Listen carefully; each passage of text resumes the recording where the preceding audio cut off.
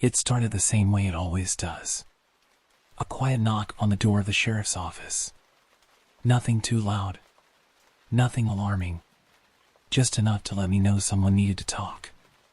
It was 1983, and in the small secluded town of Winters Hollow, Pennsylvania, it was rare to have a real emergency.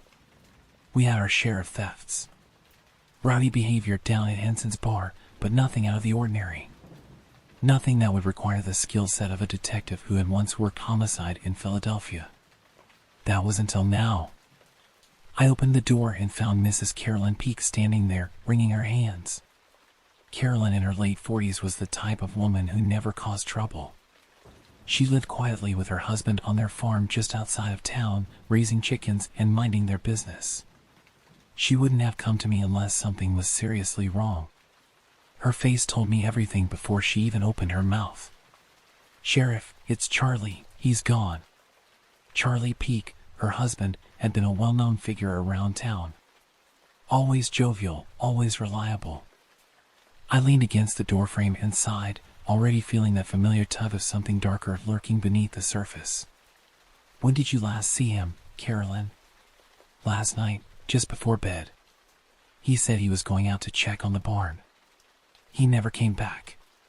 My gut told me this wasn't just some guy getting lost in the woods. Winters Hollow was the type of place where you knew every trail, every turn. Charlie was no stranger to these woods either. He had been raised here, knew them like the back of his hand.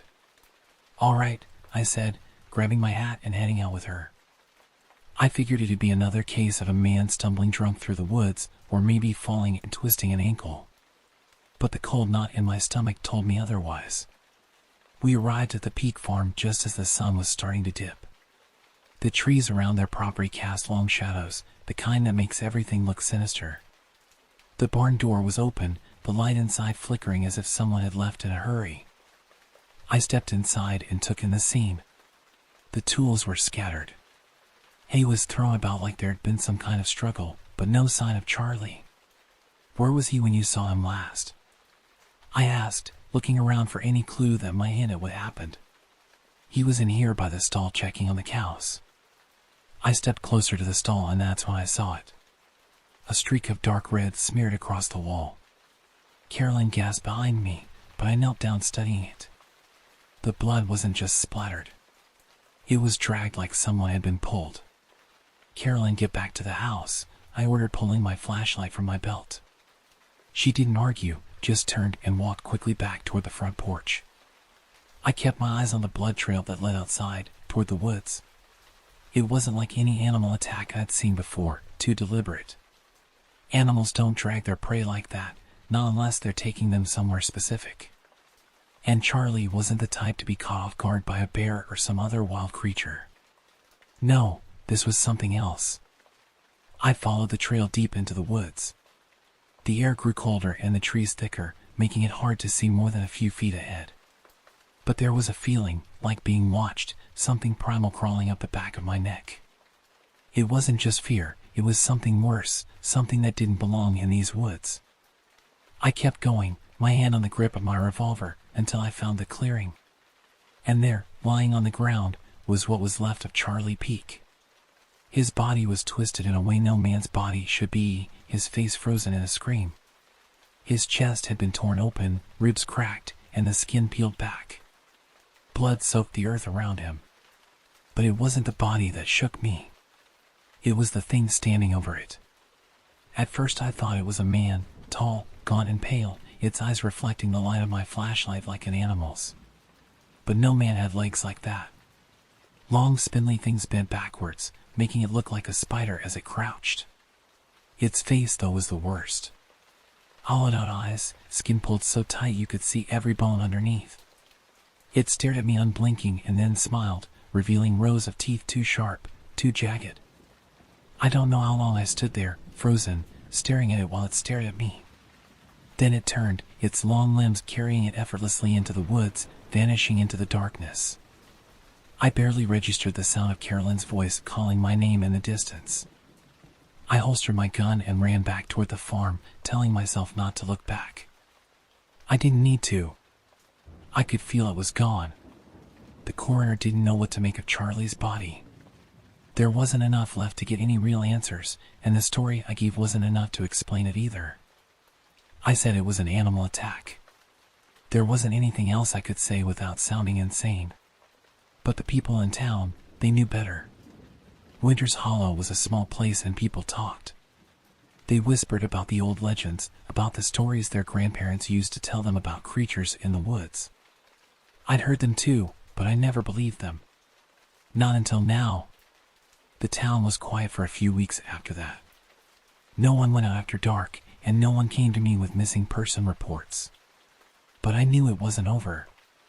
That thing, it wasn't going to stop. Not after just one kill.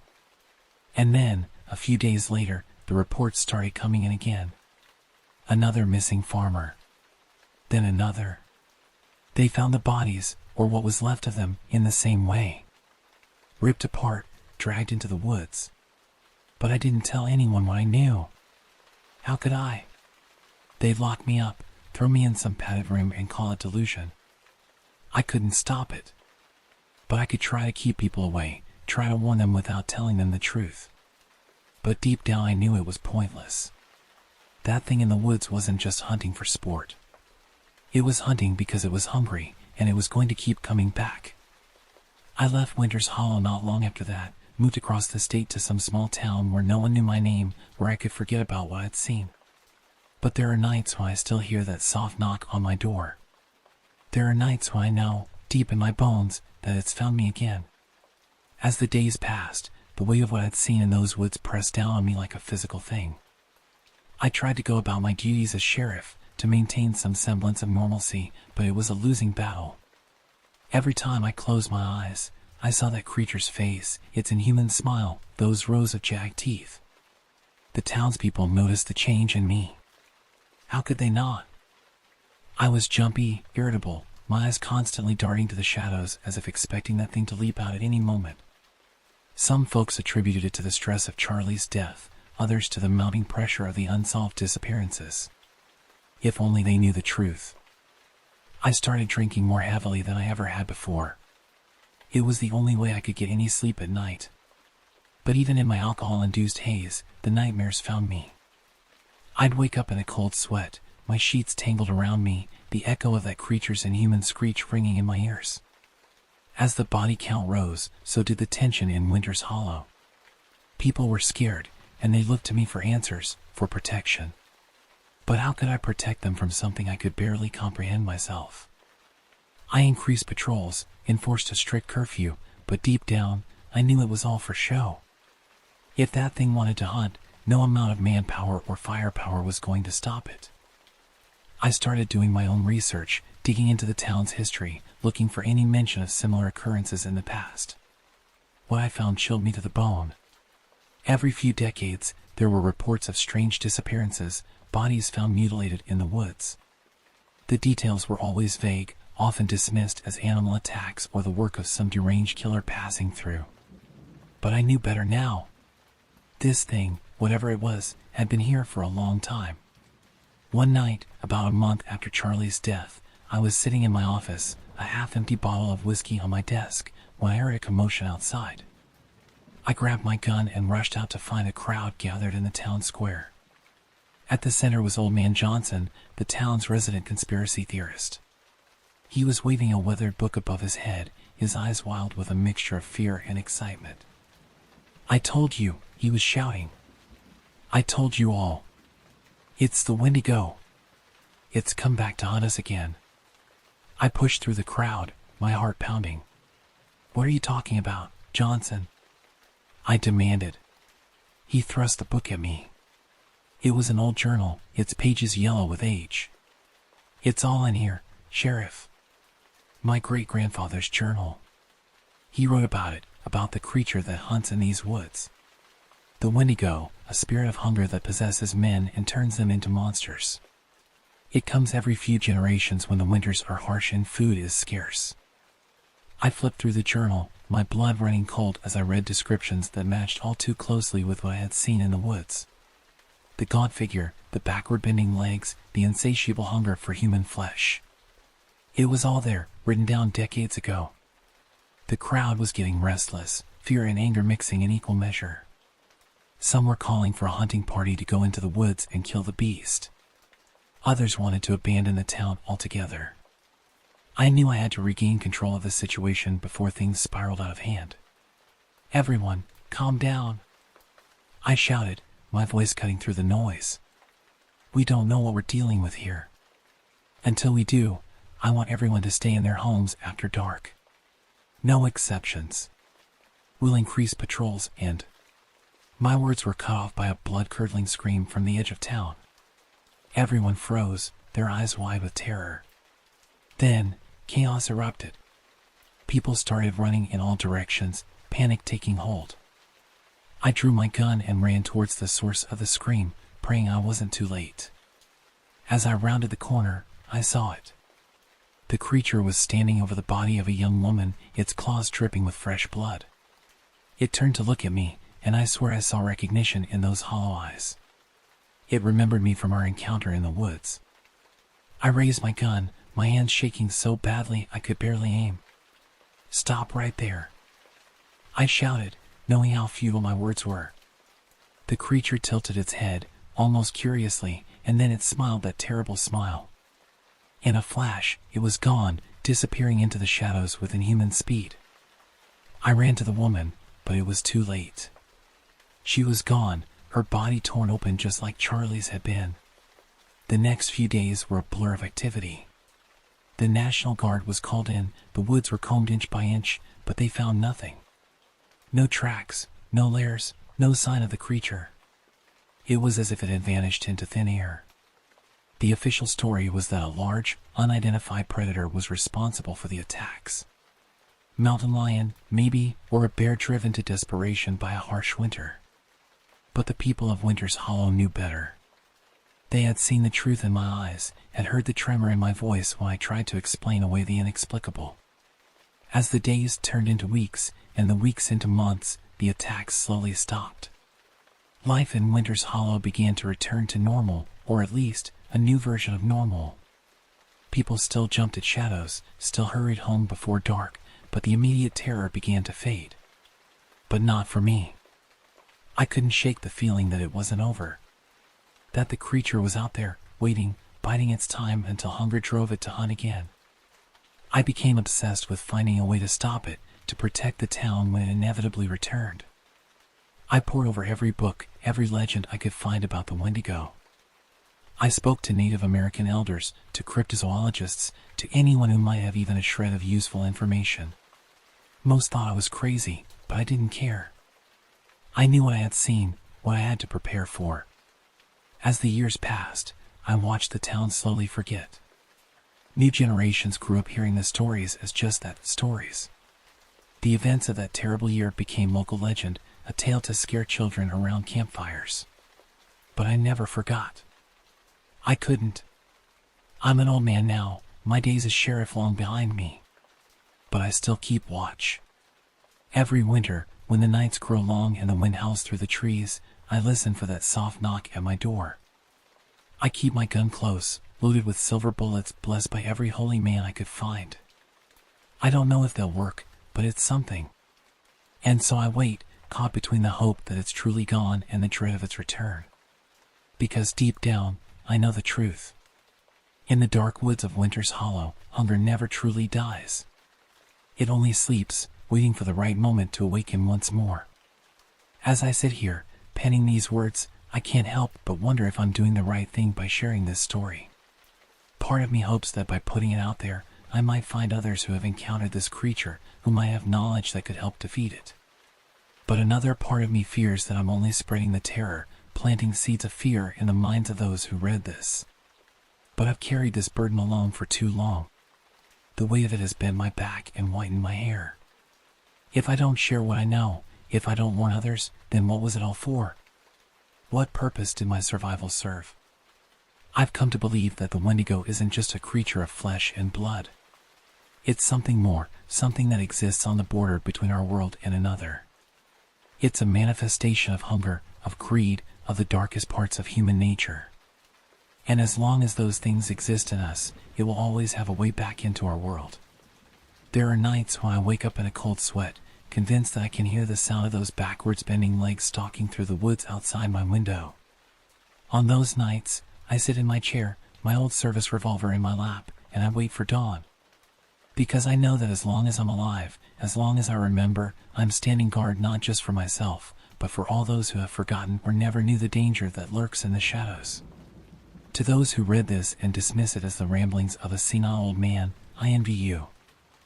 I envy your ability to sleep soundly at night, to walk in the woods without constantly looking over your shoulder. But to those who read this and feel a chill of recognition, to those who have seen things in the darkness that defy explanation, I say this: you are not alone. The world is stranger and more terrifying than most people are willing to admit. But knowledge is power, and in knowledge lies our only hope of survival. So I'll keep watching, keep waiting. And if the day comes when that soft knock sounds at my door once more, I'll be ready. Because someone has to stand against the darkness. Someone has to remember. And for better or worse, that someone is me. As I sit here, the weight of years pressing down on my shoulders, I can't help but reflect on how this knowledge, this burden, has shaped my life. Every decision, every relationship, every moment has been colored by what I saw in those woods all those years ago. I never married, never had children. How could I? The thought of bringing innocence into a world where such horrors exist was more than I could bear. And how could I ever explain to a wife why I woke up screaming in the night, why I insisted on keeping silver bullets in the house, why I could never truly relax?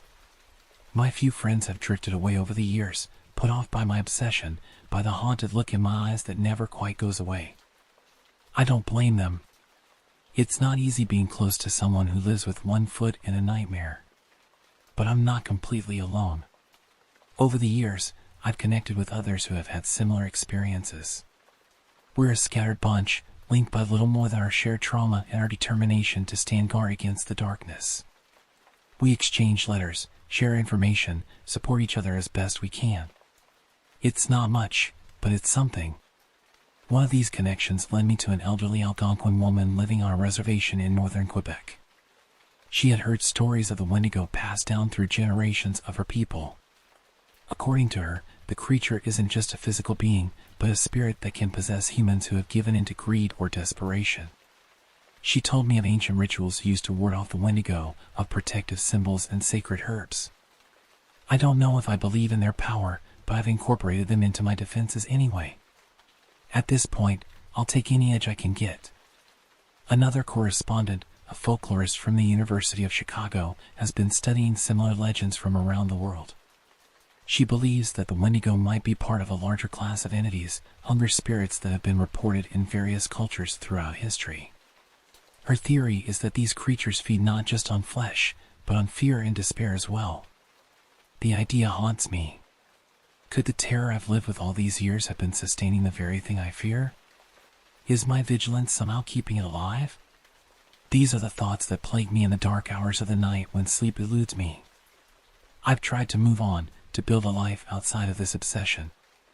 I took up woodworking, thinking the focus and precision required might give my mind some peace. For a while, it helped. The feel of the wood beneath my hands, the satisfaction of creating something tangible and harmless, provided a much-needed respite from the horrors that haunted my thoughts. But even in this, I couldn't escape. I found myself carving protective symbols into everything I made, hiding silver shavings in the joints of furniture, inscribing warnings in dead languages on the undersides of tables and chairs. My creations became extensions of my paranoia, physical manifestations of my fear. I've traveled too, thinking that perhaps distance might dull the memories. I've stood on the shores of the Pacific, feeling insignificant before its vastness. I've walked the crowded streets of New York, surrounded by millions of people who have no idea of the terrors that lurk in the dark corners of the world. I've even ventured as far as the mountains of Tibet, seeking wisdom from monks who claim to have battled demons. But no matter where I go, the shadows seem to follow. In the misty forests of the Pacific Northwest, I see shapes moving just at the edge of my vision. In the concrete canyons of Manhattan, I hear echoes of inhuman howls in the wind that whips between the skyscrapers. And in the stark, snow-covered peaks of the Himalayas, I feel watched by something ancient and hungry. Always, I return to Winter's Hollow. This place, for better or worse, is where my story began and where, I suspect, it will end. The town has changed over the years. New buildings have sprung up, old ones have been torn down. The faces on the streets are different now, younger, unburdened by the memories that weigh so heavily on me. But the woods remain. They stand silent and dark at the edge of town, a constant reminder of what lurks within. Sometimes, when the wind is right, I swear I can hear whispers coming from those trees, calling me, taunting me. I've considered burning them down more than once. In my darkest moments, I've fantasized about watching those ancient pines go up in flames, imagining the creature's lair being consumed by fire. But I know it wouldn't make a difference. You can't kill a spirit with fire, and besides, who's to say it's even in there anymore? For all I know, it could be anywhere. It could be everywhere. There are times when I question my own sanity. Could it all have been a delusion? A hallucination brought on by stress and fear? But then I look at the scars on my body, souvenirs from encounters I've had over the years, and I know the truth. This is real, all of it, no matter how much I might wish otherwise. I've tried to warn the new generation, to make them understand the danger that surrounds them. But they look at me with pity in their eyes, seeing only a crazy old man spinning tales. Even those who remember that terrible year so long ago have convinced themselves it was nothing more than a series of animal attacks, a brief period of madness that the town has long since recovered from. Only a few listen. A small group of teens, outcasts and misfits mostly, have taken an interest in my stories. They come to my house sometimes, asking questions, listening with wide eyes as I recount my experiences. Part of me wants to send them away, to protect them from this knowledge. But another part knows that someone needs to carry on this vigil when I'm gone. I've started teaching them what I know. How to recognize the signs of the Wendigo's presence, how to protect themselves, how to fight back if it comes to that. I don't know if I'm doing the right thing, if I'm protecting them or damning them to a life of fear and paranoia like mine. But I have to try. I have to believe that knowledge, no matter how terrifying, is better than ignorance. As I write these words, the sun is setting outside my window. The shadows are growing longer, reaching out like grasping fingers. Soon, night will fall, and with it comes that familiar dread. I'll check my defenses, load my gun, and settle in for another long night of watching and waiting. Because that's what I do now. I'm not just a survivor anymore, not just a witness. I'm a guardian, standing on the edge between light and darkness, between the world of man and the realm of monsters. It's a lonely post, a thankless job, but someone has to do it. And so I wait, my eyes on the darkness, my ears straining for that soft knock at the door. Because I know that one day, it will come again. And when it does, I'll be ready. The years have taken their toll on me. My hands shake now, making it harder to aim my gun or carve my protective symbols. My eyesight isn't what it used to be, and sometimes I find myself squinting at the shadows, unsure if what I'm seeing is a threat or just a trick of the light. But my mind remains sharp, honed by decades of vigilance and fear. I've started to wonder what will happen when I'm gone. Who will stand guard then? Will all of this knowledge, all of this preparation, die with me? The thought terrifies me almost as much as the creature itself. That's why I've started writing everything down. Every encounter, every theory, every scrap of lore I've collected over the years. I'm compiling it all into a journal, a guidebook for those who might come after me. It's my legacy, my attempt to ensure that even if I fall, the fight will continue. There are days when the weight of it all becomes almost too much to bear. Days when I consider ending it all, taking my secrets to the grave and finding some measure of peace. But I can't. The thought of leaving this world unprotected, of abandoning my post, is unthinkable. So I persevere. I wake each morning, check my traps and wards, and face another day knowing that at any moment, the horror could return. It's a heavy burden, but it's mine to carry. As I sit here, watching the sun sink below the horizon, I find myself reflecting on the nature of fear. It's a curious thing, fear. It can paralyze you, yes, but it can also drive you to incredible feats of courage and endurance. In many ways, Fear has been my constant companion these past decades, more faithful than any friend or lover. I've come to understand that the Wendigo, in all its terrifying glory, is perhaps the purest embodiment of fear itself. It's the fear of the unknown, of the wild places where civilization's light doesn't reach. It's the fear of our own darker natures, of the hunger and greed that lurk within all of us. But I've also learned that fear can be faced, can be overcome. Each day that I continue this vigil, each night that I stand my ground against the darkness, I'm proving that. I may be afraid, but I'm not defeated. Not yet.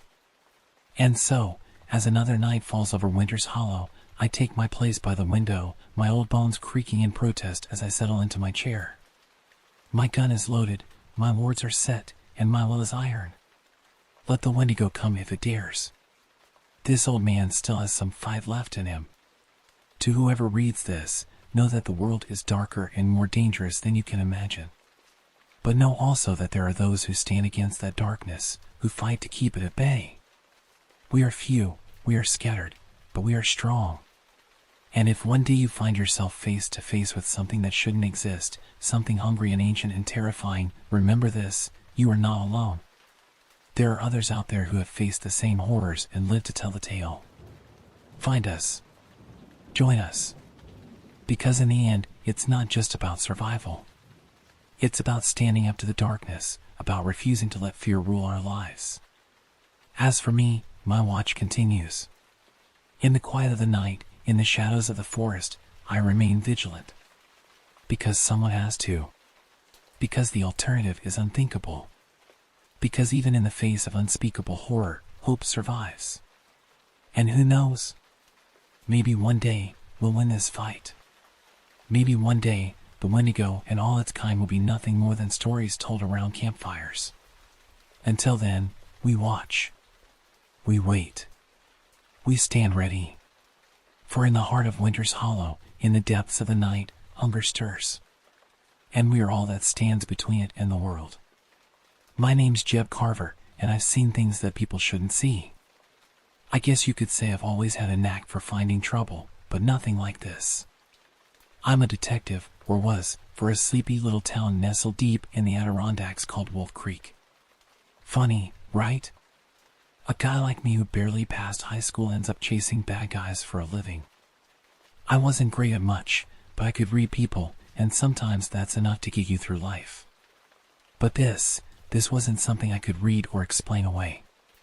Not like a murder-suicide or some drug-fueled rampage. No, this was different. It started on Monday. Now I know what you're thinking. Mondays always suck, but this one took it to a whole new level. I've been called out to investigate a missing hiker. Not exactly uncommon around these parts. Tourists come in droves, eager to snap a selfie at the top of some mountain, and they get themselves lost because they can't read a damn map. That's when we usually come in, round them up, and send them on their merry way. But this case? It wasn't that simple. I'm telling you, Jeb, he didn't just wander off. Something ain't right, Sheriff Blake said, his hands resting on his belt, the way he always did when he was nervous. Blake was older than me, maybe 50, but he'd been sheriff since before I could grow a beard. He wasn't the type to get rattled easy. I looked at the file, flipping through the pictures. The missing hiker, a guy named Caleb Ross, was from downstate. Young, fit, probably thought he was invincible. I sighed. Blake, you know how this goes. They get lost. We find them a few days later, dehydrated, but fine. Yeah, but what about the others? I stopped flipping through the file and looked up. Others? Blake leaned in, lowering his voice. There's been 3 in the last month, all in the same area. He didn't have to say more. The Whispering Pines, they called it. A dense patch of forest about a day's hike from town. Locals didn't go near it, not after dark. The trees there were too close together and the ground was always damp, even in the summer. There were stories, of course, there always are, but I never bought into that crap. Still, 3 people missing? That wasn't a coincidence. We'll head out first thing tomorrow, I said, closing the file. Get a search party together. Blake nodded, but I could see the doubt in his eyes. There was something he wasn't telling me, but I let it slide. He'd come around eventually. That night, I couldn't sleep. I tossed and turned, my mind racing with possibilities. I'd seen my fair share of missing persons cases, but something about this one felt different. Maybe it was the way Blake had looked at me, or maybe it was just my good instinct, but I knew we were in for more than just a simple search and rescue. As the first light of dawn crept through my window, I was already up, downing my third cup of coffee. I packed my gear methodically: flashlight, first aid kit, extra batteries, water, energy bars. Standard stuff for a search, but I threw in a few extra items just in case. A sturdy hunting knife, some rope, and an old revolver I kept locked away. Better safe than sorry, I figured. The next morning we set off. It was just me, Blake, and a couple of the younger deputies. We drove as far as the old logging road would take us, then hoofed it from there. The forest was quiet, the kind of quiet that makes your skin crawl. The ground squished beneath our boots as we made our way deeper into the trees. I didn't like it. Something felt off. About 4 hours in, we found his camp. It was abandoned, but everything was still there. His tent, his backpack, even his food. None of it made sense. If Caleb had gotten lost, he wouldn't have left his supplies behind. The tent flap was torn, not like someone had opened it, but like it had been slashed. What the hell? Blake muttered under his breath as he crouched down to examine the ground. There were drag marks, faint but unmistakable. Whatever happened here, Caleb didn't leave on his own. I could feel the tension rising among the guys, but I kept my head down, focused on the task at hand. We followed the drag marks for maybe a mile before we found the first body. It wasn't Caleb. No, this guy had been dead a long time. The skin was bloated, discolored, and insects were already at work. His face, well, there wasn't much left of it, but I could tell he hadn't died peacefully. Jesus, one of the deputies gasped, turning away. I stepped closer, careful not to disturb the scene. His arms were stretched above his head, wrists broken, like something had dragged him for miles. The legs were worse, mangled beyond recognition. Blake was the first to speak. That ain't an animal attack. No, I said, standing up straight. No, it's not. We radioed for backup, but out here, in the depths of the whispering pines, help was a long way off. We had to keep moving, had to find Caleb. If he was still alive, every second counted. As we pushed deeper into the forest, the air seemed to thicken. The trees loomed overhead, their branches intertwining to block out most of the sunlight. It was like walking into another world, one where the normal rules didn't apply. We found 2 more bodies before sundown. Each one was worse than the last, displayed in ways that made my stomach churn. I'd seen some bad stuff in my time on the force, but this was something else entirely. By the time we found Caleb, it was almost dark. The sun had dipped below the tree line, casting long shadows through the pines. His body was pinned to a tree, like some grotesque crucifixion. The vines that held him in place were thick, twisted like rope, and they burrowed into his skin, leaving deep, angry welts. His eyes were still open, wide with terror, but there was no light left in them. I'd seen a lot of death in my time, but this, it was different. There was something almost ritualistic about it, like whoever or whatever had done this had taken their time. I turned to Blake, but he was already looking at me, his face pale. "We need to get out of here," he said quietly. I didn't argue. We hiked back in silence, the forest seeming to close in around us. Every snap of a twig, every rustle of leaves made me jump. It wasn't just the murders that had me spooked. It was the feeling that we were being watched, hunted even. When we got back to the station, I tried to write up my report, but the words wouldn't come. How do you explain something like that? Gruesome didn't cover it. Murder didn't either. There was something unnatural about the whole thing. The vines, the way the bodies were arranged, it wasn't human. A few days later, the FBI showed up. They took over the investigation, and we were told to back off. but I couldn't. I started digging, talking to locals, trying to piece together what had happened. That's when I started hearing the stories about the Pine Man. Every town has its legends, but this one stuck with me. They said the Pine Man was a spirit, a guardian of the forest, or maybe something older, darker. He didn't like outsiders, and if you wandered too far into his territory, you didn't come back. The more I heard, the less I believed. But there was one thing I couldn't shake. The bodies. There were no animal tracks, no sign of struggle. Whoever or whatever had done this, it wasn't human. And the vines, I'd seen them in the whispering pines, thick, twisted things that seemed to pulse with life. They weren't normal.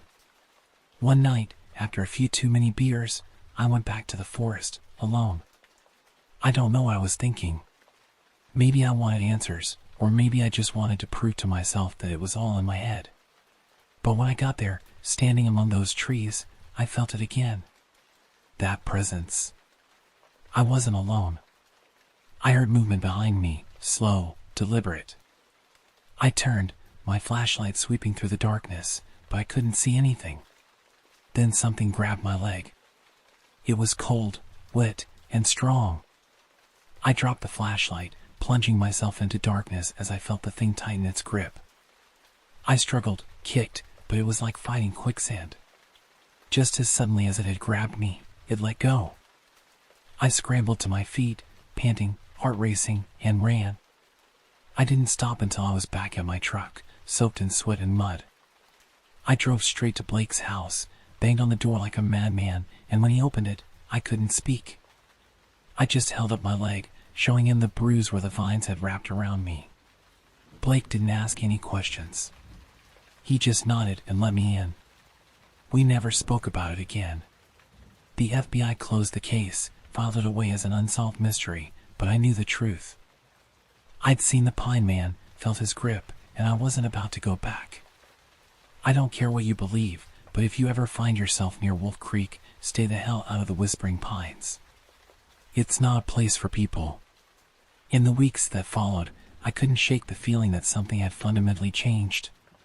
The world I thought I knew, with its clear lines between right and wrong, between possible and impossible, had been shattered. I found myself jumping at shadows, staying up late into the night, poring over old case files, looking for anything that might explain what we'd seen in those woods. Blake tried to keep things normal, but I could see the strain in his eyes. He aged 10 years in a matter of weeks. The younger deputies, the ones who'd been with us that day, they didn't last long. One transferred out, another quit outright. Can't say I blamed them. I started drinking more, sleeping less. Every time I closed my eyes, I saw those bodies, twisted and broken, pinned to the trees like some kind of sick warning. And always, I felt those vines wrapped around my leg, pulling me down into the darkness. The town changed, too. People talked less, kept to themselves more. Tourism dropped off, and the businesses that relied on it started to struggle. It was like a cloud had settled over Wolf Creek, and nobody knew how to make it go away. I threw myself into work, taking on every case I could, no matter how small. Anything to keep my mind off what had happened in the Whispering Pines. But it was always there, lurking in the back of my mind, waiting for a moment of weakness to come rushing back. One day, about 6 months after we found Caleb, a woman came into the station. She was maybe in her 60s, with long gray hair and eyes that seemed to look right through you. She introduced herself as Margaret Redfeather, a member of the local Native American tribe. "I hear you've been asking questions about the Pine Man," she said, her voice low and gravelly. I nodded, not trusting myself to speak. She sat down across from me, her eyes never leaving mine. "It's not a man, you know," she said. "Not anymore. It's something much older, much more dangerous." I leaned forward, my heart racing. "What is it?" She shook her head. "You wouldn't understand. Your people, you think you can explain everything with your science, your logic. But there are things in this world that defy explanation. Things that were here long before us, and will be here long after we're gone. But the murders," I pressed. "The bodies in the woods. Was that it?" Margaret's eyes flashed with something I couldn't quite place. Fear? Anger? It protects the forest, she said, from those who would harm it. Your people, you cut down the trees, you pollute the rivers. You take and take and take, and you never give back. The forest, it remembers. And sometimes, it fights back. I wanted to argue, to tell her she was crazy. But I couldn't. Not after what I'd seen. So what do we do? I asked, my voice barely above a whisper. She stood up, her movements slow and deliberate. You stay away, she said. You warn others to stay away. And you pray that it's enough. With that, she left, leaving me with more questions than answers. But one thing was clear, the Whispering Pines were more than just a patch of forest. They were something alive, something aware. And they were angry. The months turned into years, and slowly, life in Wolf Creek started to return to normal. Or at least, what passed for normal these days. The tourists came back, drawn by the beauty of the mountains and the promise of adventure. But they stayed away from the Whispering Pines. Somehow, word had gotten out. The area was off limits, too dangerous for hiking or camping. I stayed on the force, but I was different now. More cautious, more aware of the shadows at the edge of town. Blake retired, unable to shake the memories of what we'd seen. I took over as sheriff, determined to protect the town from whatever lurked in those woods. But sometimes, late at night, when the wind blows just right, I can hear it. A whisper, carried on the breeze, speaking of ancient things, of vengeance and retribution. And I know, deep in my bones, that the Pine Man is still out there, watching and waiting. So if you ever find yourself in Wolf Creek, enjoy the scenery, take your pictures, have your adventure. But whatever you do, stay out of the Whispering Pines. Some places aren't meant for people, and some secrets are better left buried in the dark heart of the forest. It was the autumn of 1985, and I'd settled into what I thought would be a peaceful retirement in a small town tucked away in the Rocky Mountains. After hanging up my badge at the Denver Police Department, I believed I'd left behind the chaos and danger of city life. The name's Harold McLean, though most folks around here just call me Harry. I'd swapped my gun for a fishing rod, spending my days by crystal-clear mountain lakes, relishing the tranquility I'd longed for during my years on the force. On a crisp afternoon in late September, I was cleaning my latest catch on the porch of my modest cabin when I heard the familiar sound of tires crunching on gravel. Looking up, I saw Sheriff Tom Wilkes' patrol car pulling up. Tom was a good man, about a decade younger than me, with a nervous tic that only surfaced when something was really troubling him. As he stepped out of the car, I could see that tic working overtime. "Harry," he called out as he approached, "I need a favor." I set aside my fish and wiped my hands on a rag. "What's going on, Tom?" He shifted his weight from one foot to the other, his hat clutched in his hands. "Got a couple of hikers missing up near Shadow Pine Trail. They've been gone 3 days now. We're short-staffed, and I could use your expertise." I felt a knot form in my stomach. Shadow Pine Trail had a reputation, and not a good one. The local Native American tribe considered it sacred ground, warning outsiders to stay away. Legends spoke of shadows that moved on their own and voices that lured people off the path. Even the most experienced hikers gave it a wide berth. "I thought that area was off limits," I replied, frowning. Tom nodded. "It is, but you know how some folks are. Think the rules don't apply to them." I sighed, feeling the old instinct stirring. Part of me wanted to say no, to stay in my comfortable retirement. But I knew I couldn't live with myself if something happened to those hikers and I'd done nothing to help. "All right," I said finally. "I'll help. When do we head out?" Relief washed over Tom's face. "First light tomorrow. Meet me at the station." As Tom drove away, I couldn't shake the feeling that I was about to step into something bigger than a simple search and rescue.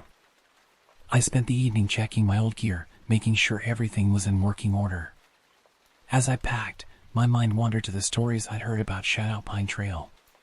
Most of them I dismissed as superstition or campfire tales meant to scare tourists. But there was always a kernel of truth in such stories, wasn't there? The next morning, I arrived at the sheriff's station just as the sun was peeking over the mountains. Tom was already there, along with Deputy Maria Rodriguez and a park ranger named Bill Hawkins. Maria was sharp-eyed and steady-handed, a rising star in the department. I'd worked with her a few times before and was glad to have her along. Bill was a different story. He knew the mountains better than anyone, having spent 2 decades roaming their slopes. But there was a wildness in his eyes that made me uneasy. We piled into Tom's SUV and headed out. The drive was mostly silent, each of us lost in our own thoughts. As we neared the trailhead, Bill spoke up. "You all know the stories about this place, right?" he asked, his voice low. Maria rolled her eyes. "Come on, Bill. We don't need any ghost stories right now." But I caught Tom's eye in the rearview mirror. There was worry there, more than a missing persons case would usually warrant.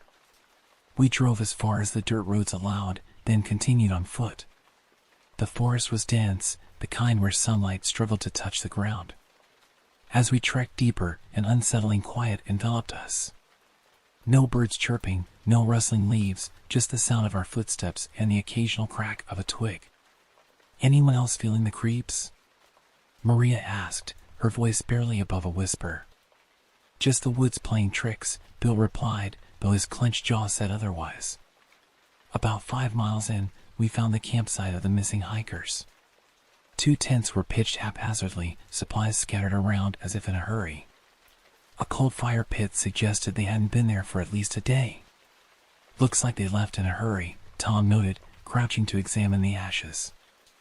I picked up a discarded backpack, rifling through its contents.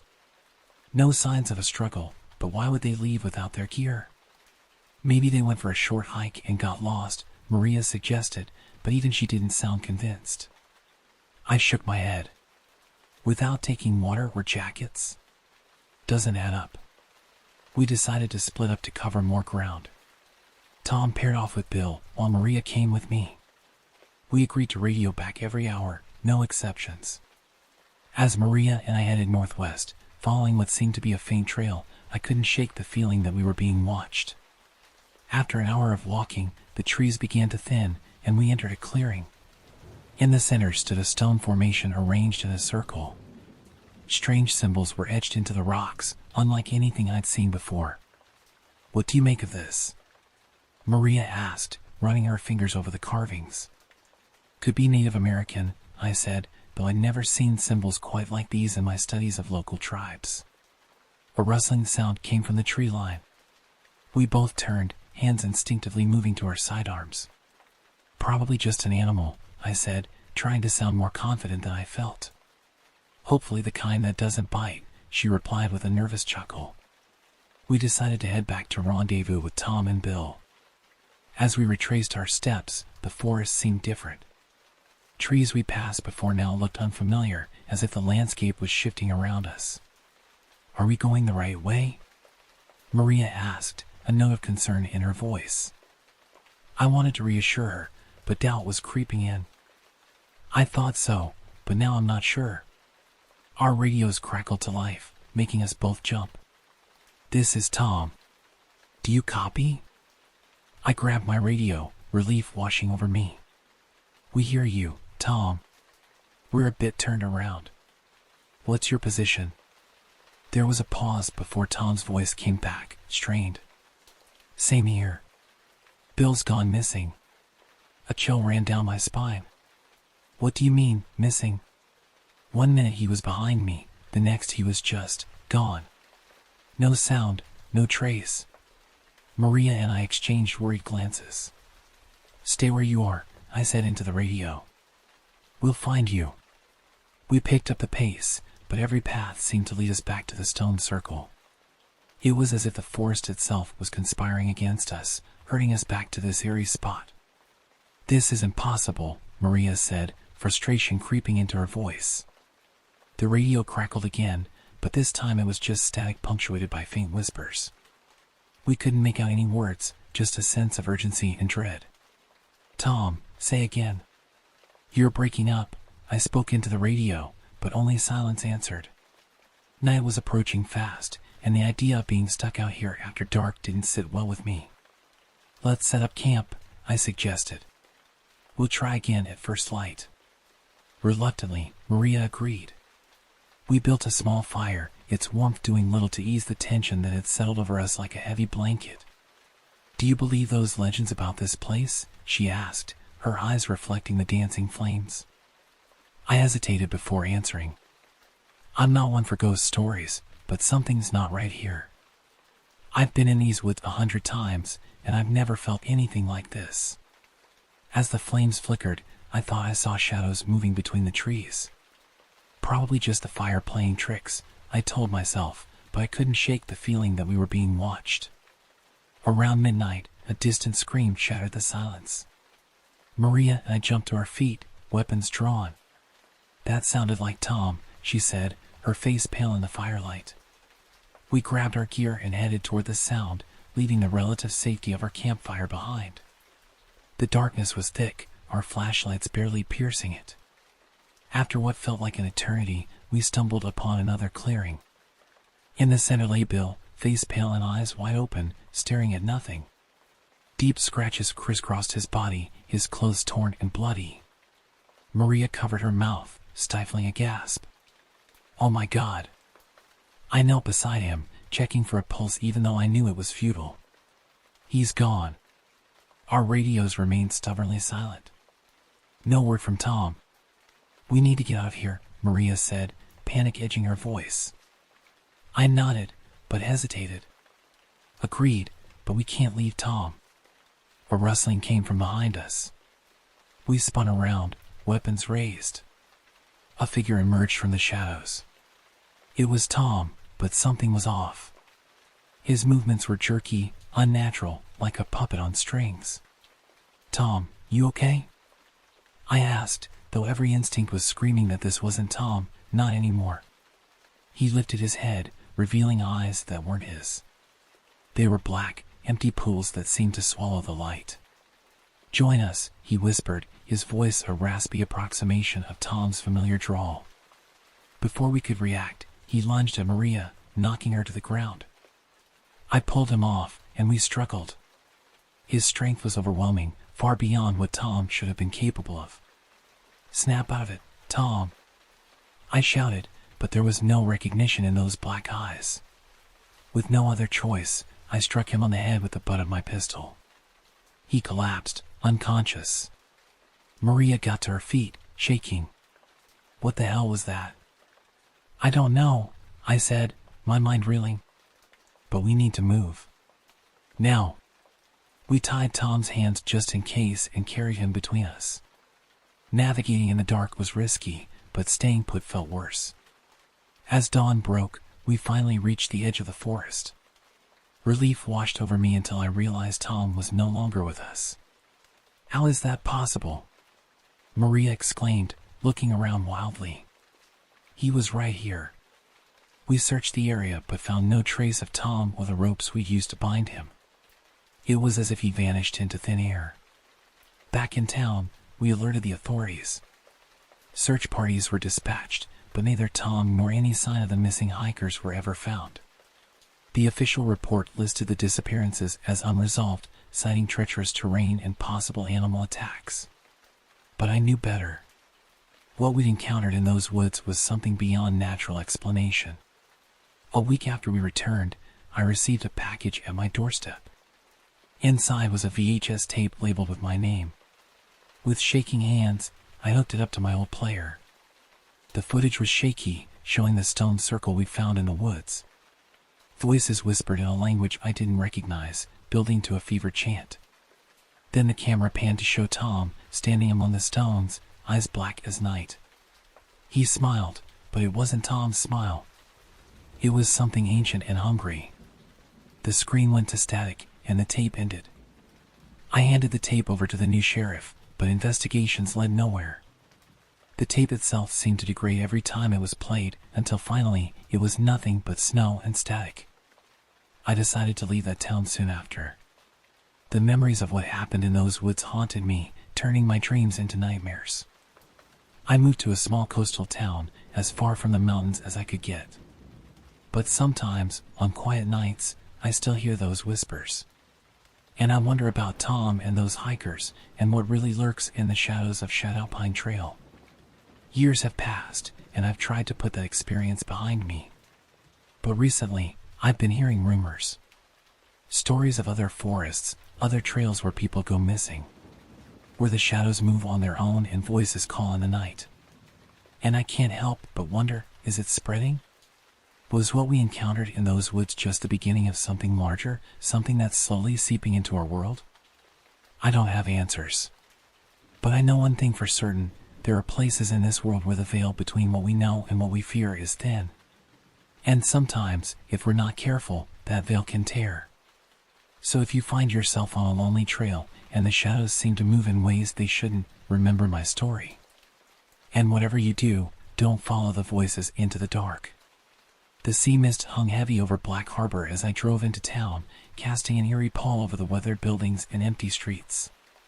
It was 1995, and I'd been assigned to investigate a series of disappearances that had plagued this isolated coastal community for the past 6 months. As a detective with the state police, I'd seen my fair share of strange cases, but there was something about this one that set my nerves on edge from the moment I arrived. The bed and breakfast where I booked a room was run by Mrs. Hathaway, an older woman with kind eyes and a perpetual look of worry etched into the lines of her face. As she showed me to my room, her gaze kept darting to the windows, watching the fog roll in from the sea. "Be careful out there, detective," she said, her voice barely above a whisper. "People vanish in the fog." I tried to reassure her with a smile, but she didn't return it. Instead, she just shook her head and muttered, "The fog, it takes them," before hurrying back downstairs. That night, as I lay in bed listening to the distant crash of waves against the rocky shore, I couldn't shake the feeling of unease that had settled over me. The case files spread out on the desk painted a grim picture, 17 people gone without a trace. Men, women, even children, vanished into thin air, leaving behind empty homes and devastated loved ones. The next morning, I met with Sheriff Grant at the local police station. He was a gruff man in his early 50s, with a weathered face that spoke of years spent battling the harsh coastal elements. His office was cramped and smelled of stale coffee and cigarette smoke. "You're wasting your time here, detective," Grant said, tapping ash from his cigarette into an overflowing ashtray. "We've combed every inch of this town, searched the coastline, even dredged the harbor. There's nothing to find." I leaned forward, my frustration evident. 17 people don't just disappear into thin air, Sheriff. There has to be something we're missing. Grant shrugged, his expression impassive. "The ocean's a big place, detective. Sometimes it takes things, and we never know why. Any leads at all?" I pressed, though I already suspected the answer. "None that'll help you," he replied, leaning back in his chair with a creak. "Look, I've lived in Black Harbor my whole life. It's a good town, but every so often, something like this happens. People go missing, always has, always will. Best thing you can do is head back to the city before you get sucked into this town's crazy superstitions." I didn't take his advice. Instead, I spent the next few days poring over the case files and interviewing the families of the missing. It was like pulling teeth. Nobody wanted to talk, and those who did seemed more interested in sharing local legends than providing useful information. As the days passed, I found myself growing increasingly uneasy. The fog rolled in every night, thick and oppressive, and with it came a sense of dread that I couldn't shake.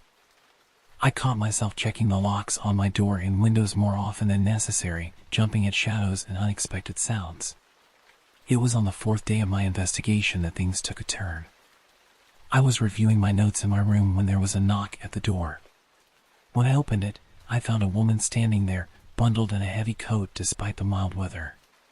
Her face was drawn and pale, her eyes red-rimmed from crying. "I need to talk to you," she said, her voice trembling. "It's about my brother." I invited her in, and she sat down, clutching a worn photograph in her hands. The picture showed a man in his early 30s, smiling at the camera with the sea in the background. "This is Jonah," she said, her fingers tracing the edges of the photo. "He disappeared 3 weeks ago." I I think I know where he went. I leaned forward, suddenly alert. What do you mean? She took a deep breath, her eyes darting nervously to the window where the fog was already beginning to gather. There's a place, she said quietly, down by the cliffs. The locals don't go there. They say it's cursed, that something lives in the caves. Caves? I repeated, my mind racing. She nodded. Jonah wasn't afraid of the stories. He went down there, said he was going to prove everyone wrong. Her voice broke. I should have stopped him. And you think he's still there? I don't know, she whispered, but I can feel it. Something's not right about that place. It wasn't much to go on, but it was more than I had in days. The next morning, I made my way to the cliffs, ignoring the worried looks from Mrs. Hathaway as I left the B&B. The fog was already starting to roll in, earlier than usual, and I could feel the damp chill seeping into my bones. The path to the caves was steep and treacherous, winding along the edge of the cliff where the waves crashed violently against the rocks below. I could see why people avoided it. One wrong step, and you'd be dashed to pieces on the jagged stones. I found the entrance to the cave system hidden behind a thicket of twisted, windswept trees. It was little more than a dark maw in the side of the cliff, barely visible unless you knew exactly where to look. I hesitated for a moment, the hairs on the back of my neck standing on end. Every instinct I had was screaming at me to turn back, but I pushed the feeling aside and stepped into the darkness. The cave was damp and cold, the air heavy with the smell of salt and decay. My flashlight flickered as I made my way deeper into the cavern, casting strange, shifting shadows on the rough stone walls. The further I went, the stronger the feeling of being watched grew. I tried to convince myself it was just nerves, but something about the air felt wrong, too thick, too oppressive. And then I heard it, a faint sound, like a whisper carried on the wind.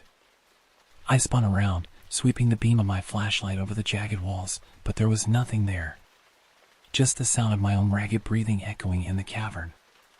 I pressed on, my heart pounding in my chest. The cave system was more extensive than I'd expected, twisting and turning deeper into the cliff. I marked my path with chalk, not wanting to risk getting lost in this labyrinth. It was about 20 minutes in that I found the first body. At least, I think it was a body. It was hard to tell. The flesh had been stripped from the bones, leaving behind only a twisted, skeletal form. There was no sign of struggle, no blood, just bones, scattered like the remnants of a macabre feast. I crouched down, fighting back the urge to vomit as I inspected the remains. Whatever had done this wasn't human. The marks on the bones were too clean, too precise.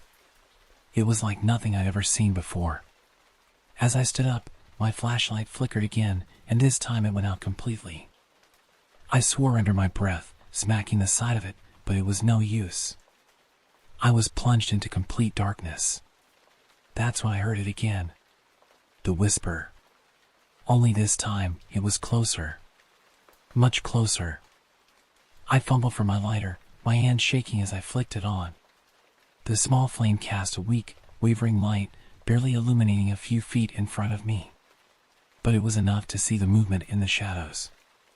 My heart nearly stopped as I caught a glimpse of it. A figure, tall and gaunt, its skin slick and gray like the surface of a stormy sea. Its eyes, black and empty, locked onto mine. I didn't think. I just ran. I stumbled through the cave, my breath ragged in my throat, the thing behind me moving impossibly fast. I could hear it now, its footsteps echoing off the walls, growing closer and closer. My legs burned as I pushed myself harder, desperate to reach the mouth of the cave before it caught up. Just as I thought I'd made it, something cold and wet wrapped around my ankle, yanking me off my feet. I hit the ground hard, the wind knocked out of me. I kicked out, trying to free myself, but it was no use. The thing's grip tightened, pulling me back into the darkness. In that moment, I thought it was over. I could feel its breath on the back of my neck, hear the faint whispering that seemed to fill my head, drowning out everything else. But just as suddenly as it had grabbed me, it let go. I scrambled to my feet, not daring to look back as I bolted for the exit. I didn't stop running until I was back in the safety of my car, my hands shaking so badly I could barely get the key in the ignition. As I drove back to town, my mind raced. What had I seen? What was that thing in the cave? And why had it let me go? I spent the next few days in a daze, trying to make sense of what had happened. I couldn't bring myself to go back to the caves, but I couldn't let it go either. I dug deeper into the town's history, looking for any clue that might explain what I'd encountered. What I found was disturbing. Black Harbor had a long history of disappearances, going back centuries. Every few decades, people would vanish without a trace, always coinciding with periods of particularly heavy fog. The locals had their theories, some blamed sea monsters, others talked about ancient curses or portals to other worlds. But no one had ever been able to prove anything. I tried to convince Sheriff Grant to mount an expedition to the caves, but he refused. You're chasing ghosts, detective, he said, shaking his head.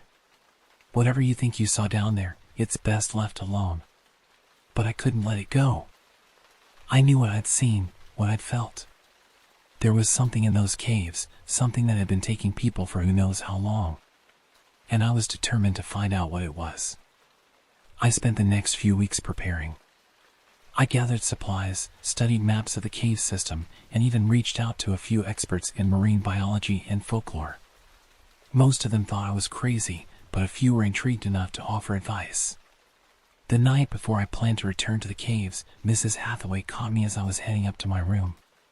You're going back, aren't you? She asked, her eyes filled with a mixture of fear and resignation. I nodded, not seeing any point in lying. She sighed, then pressed something into my hand. It was a small, smooth stone, etched with strange symbols.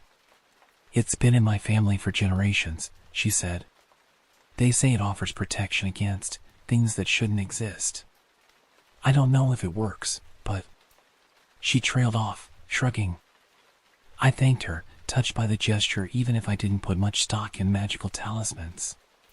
That night, as I lay in bed listening to the fog roll in, I found myself clutching the stone, drawing comfort from its solid presence in my hand.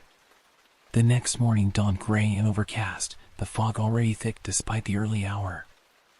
I set out for the caves, my backpack loaded with supplies and equipment. The path seemed even more treacherous than before, the rocks slick with sea spray and morning dew. As I approached the cave entrance, I felt that same sense of dread washing over me. But this time, I was prepared. I switched on my eye-powered flashlight and stepped into the darkness. The caves seemed different this time. The air was heavier, more oppressive, and I could have sworn I heard faint whispers echoing from deep within the cavern. I pressed on, following the chalk marks I'd left on my previous visit. I found the scattered bones again, exactly where I'd left them. But this time, I was ready. I set up my camera, taking detailed photographs and samples. If I was going to prove what was happening here, I needed evidence. As I worked, I became aware of a change in the air. The whispers were growing louder, more insistent. And then I saw it, a flicker of movement in the shadows, just at the edge of my vision. I spun around, my flashlight beam cutting through the darkness. For a moment, I saw nothing. And then it was there, right in front of me. The creature from before, its gray, slick skin glistening in the light. I stumbled backward, fumbling for the flare gun I brought. But before I could raise it, the creature spoke. Its voice was like nothing I'd ever heard before, a sound that seemed to bypass my ears and resonate directly in my mind. You should not have come back, it said, its black eyes fixed on me. I found my voice, somehow. What are you? Why are you taking people? The creature tilted its head, an unsettlingly human gesture. We have always been here, it said. Long before your kind crawled from the sea. We take what we need to survive. But why? I demanded. Why now? Why so many? The creature's expression didn't change, but I sensed a shift in its demeanor. The world is changing, it said. The waters grow warm, the air turns foul. We must adapt, or we will perish. I realized with a chill that it was talking about climate change. Whatever this creature was, it was intelligent, aware of the changes happening in the world around it. There has to be another way, I said, my mind racing. You can't just keep taking people. The creature was silent for a long moment. Then, to my surprise, it nodded. Perhaps, it said. But change is not easy, for your kind or for mine. What followed was the strangest conversation of my life.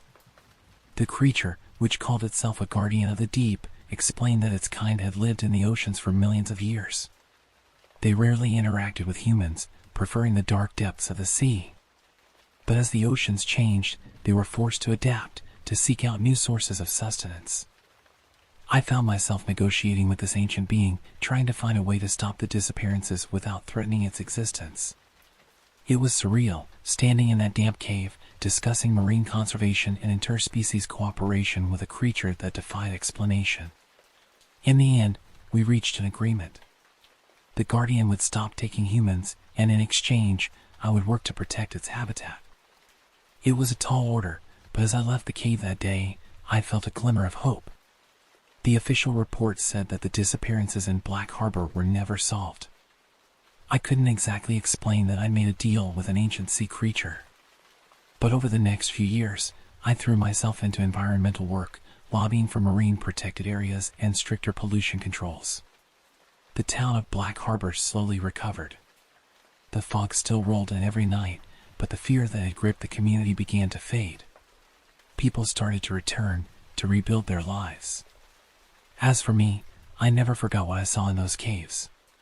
Sometimes, on foggy nights, I'd find myself standing at the edge of the cliffs, looking out over the dark water. And sometimes, just sometimes, I catch a glimpse of something moving beneath the waves, a reminder of the secrets that lie hidden in the depths of the sea. The cornfield stretched for miles, the golden stalks whispering in the late afternoon breeze. I had driven these roads 1,000 times, seen these fields in every season. But Stillwater County had a strange way of keeping secrets buried deep beneath its quaint, wholesome surface. My name is Mason Delaney, and for the last 15 years I've been the sheriff here, keeping the peace in a place that doesn't know much excitement. That is, until the summer of '95. I've lived in this town my whole life, married my high school sweetheart, settled down and had 2 boys. But Stillwater County, like most small places, can be suffocating. People think they know everything about you, every corner of your life. But they don't. Not really.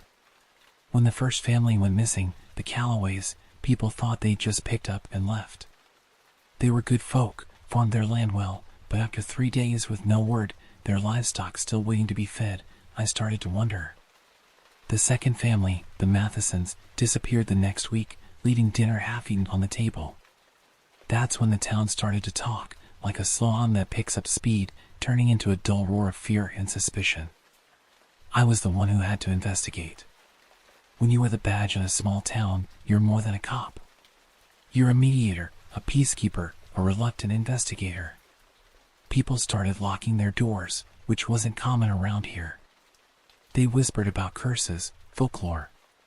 Some said it was the harvestmen. The tales I heard as a kid came flooding back, about these creatures that lived in the earth, waiting for the right time to come up and claim what was theirs. But I didn't believe in that kind of nonsense. By the time the third family, the Barnwells, disappeared, things started to feel off. It wasn't just the missing people anymore. It was the way the town felt. The air was thicker, heavier. And when the wind blew through the fields, it didn't sound right. Like it wasn't the wind moving the corn at all. I drove out to the Barnwell farm the next morning. The sky was overcast, the kind of day that makes everything seem muted. Their house sat at the edge of their property, surrounded by endless rows of corn. The front door was wide open. I called out, but there was no answer. Inside, the scene was the same as the Mathesons. Plates of food half-eaten, chairs knocked over, but no sign of a struggle. It was as if they'd simply vanished mid-meal. I walked through the house, looking for anything out of place. But what got me wasn't inside. It was out by the barn. I found their dog, its body torn open, blood soaked into the dry earth. I'd seen enough hunting accidents in my time to know this wasn't the work of any animal. Whatever had done this didn't leave tracks, didn't leave a single piece of evidence. The locals were buzzing, talking about how they'd seen shadows moving in the fields at night, about hearing strange noises. I brushed it off, told them it was just wild dogs or coyotes. But deep down, I wasn't so sure. I didn't sleep much after that. Something had changed in Stillwater, something I couldn't quite put my finger on. The missing families, the strange atmosphere, the whispering fields, it all felt wrong. And then, late one night, my phone rang. Sheriff Delaney. It was Old Man Crenshaw, a local who lived out on the edge of town where the fields meet the forest. "They're out here, in my fields," he whispered, his voice trembling. "You got to come quick. They're watching me." By the time I got to Crenshaw's farm, it was well past midnight. His house was dark, no lights, no movement. I knocked on the door, but no one answered. I walked around the back, my flashlight cutting through the thick shadows. That's when I saw it. A shape, tall and thin, moving through the rows of corn, barely visible in the moonlight. I called out, gun drawn, but it didn't stop.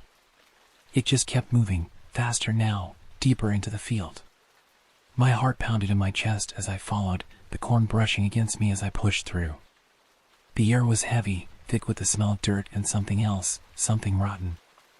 I could hear them now, the whispers. They weren't coming from the wind. They were voices, soft and low, carried on the air. And then, just ahead, I saw a figure, a man, or what looked like a man, standing at the center of the field. His face was obscured, but his eyes glowed in the dark, reflecting the moonlight like a predator's. I froze. "Mason," the voice hissed, low and breathy. "We are the harvestmen." My grip tightened on my gun, but I couldn't move. The whispers grew louder, surrounding me, filling my head. And then I felt it, a sharp pain in my side, like claws digging into my flesh. I stumbled, my vision blurring, the world spinning around me. But before I blacked out, I saw them, dozens of them, moving through the fields, their bodies thin and wiry, their faces twisted into something inhuman. When I came to, it was morning. The sun was rising, casting long shadows across the fields. My side throbbed, and when I looked down, there was blood, but no wound. I staggered to my feet, the whispers still echoing in my head. But the field was empty. No figures, no glowing eyes, just the corn swaying in the breeze. I made my way back to Crenshaw's house, but it was too late. He was gone, just like the others. I don't know what happened that night. I don't know what the harvestmen are or what they want, but I know they're still out there, watching, waiting. And I know that Stillwater County will never be the same again. The days that followed were a blur of questions and confusion. I filed reports, made phone calls, and tried to piece together what had happened. But the evidence was scarce, and the answers were even scarcer. The state police came in, scouring the fields and farms for any sign of the missing families. They found nothing. The town was on edge, a powder keg of fear and suspicion ready to explode. People were leaving, packing up their lives and fleeing to relatives in other states. Those who stayed walked around with haunted looks, jumping at every shadow, every rustling leaf. I tried to keep order, to be the voice of reason in a sea of panic. But how could I calm their fears when my own were eating me alive? Every night, I'd wake up in a cold sweat, the memory of those glowing eyes burning in my mind. My wife, Linda, tried to understand. She'd hold me on those long, sleepless nights, her presence anchor in the storm of my thoughts. But even she couldn't shake the feeling that something had changed in me since that night in Crenshaw's field. Weeks passed, and the investigation stalled. The state police packed up and left, leaving behind a stack of inconclusive reports and a lot of unanswered questions. The town settled into an uneasy quiet, like the calm before a storm. I threw myself into work, patrolling the county day and night, searching for something. Anything that might explain what had happened. I interviewed every farmer, every shop owner, every person who might have seen or heard something unusual.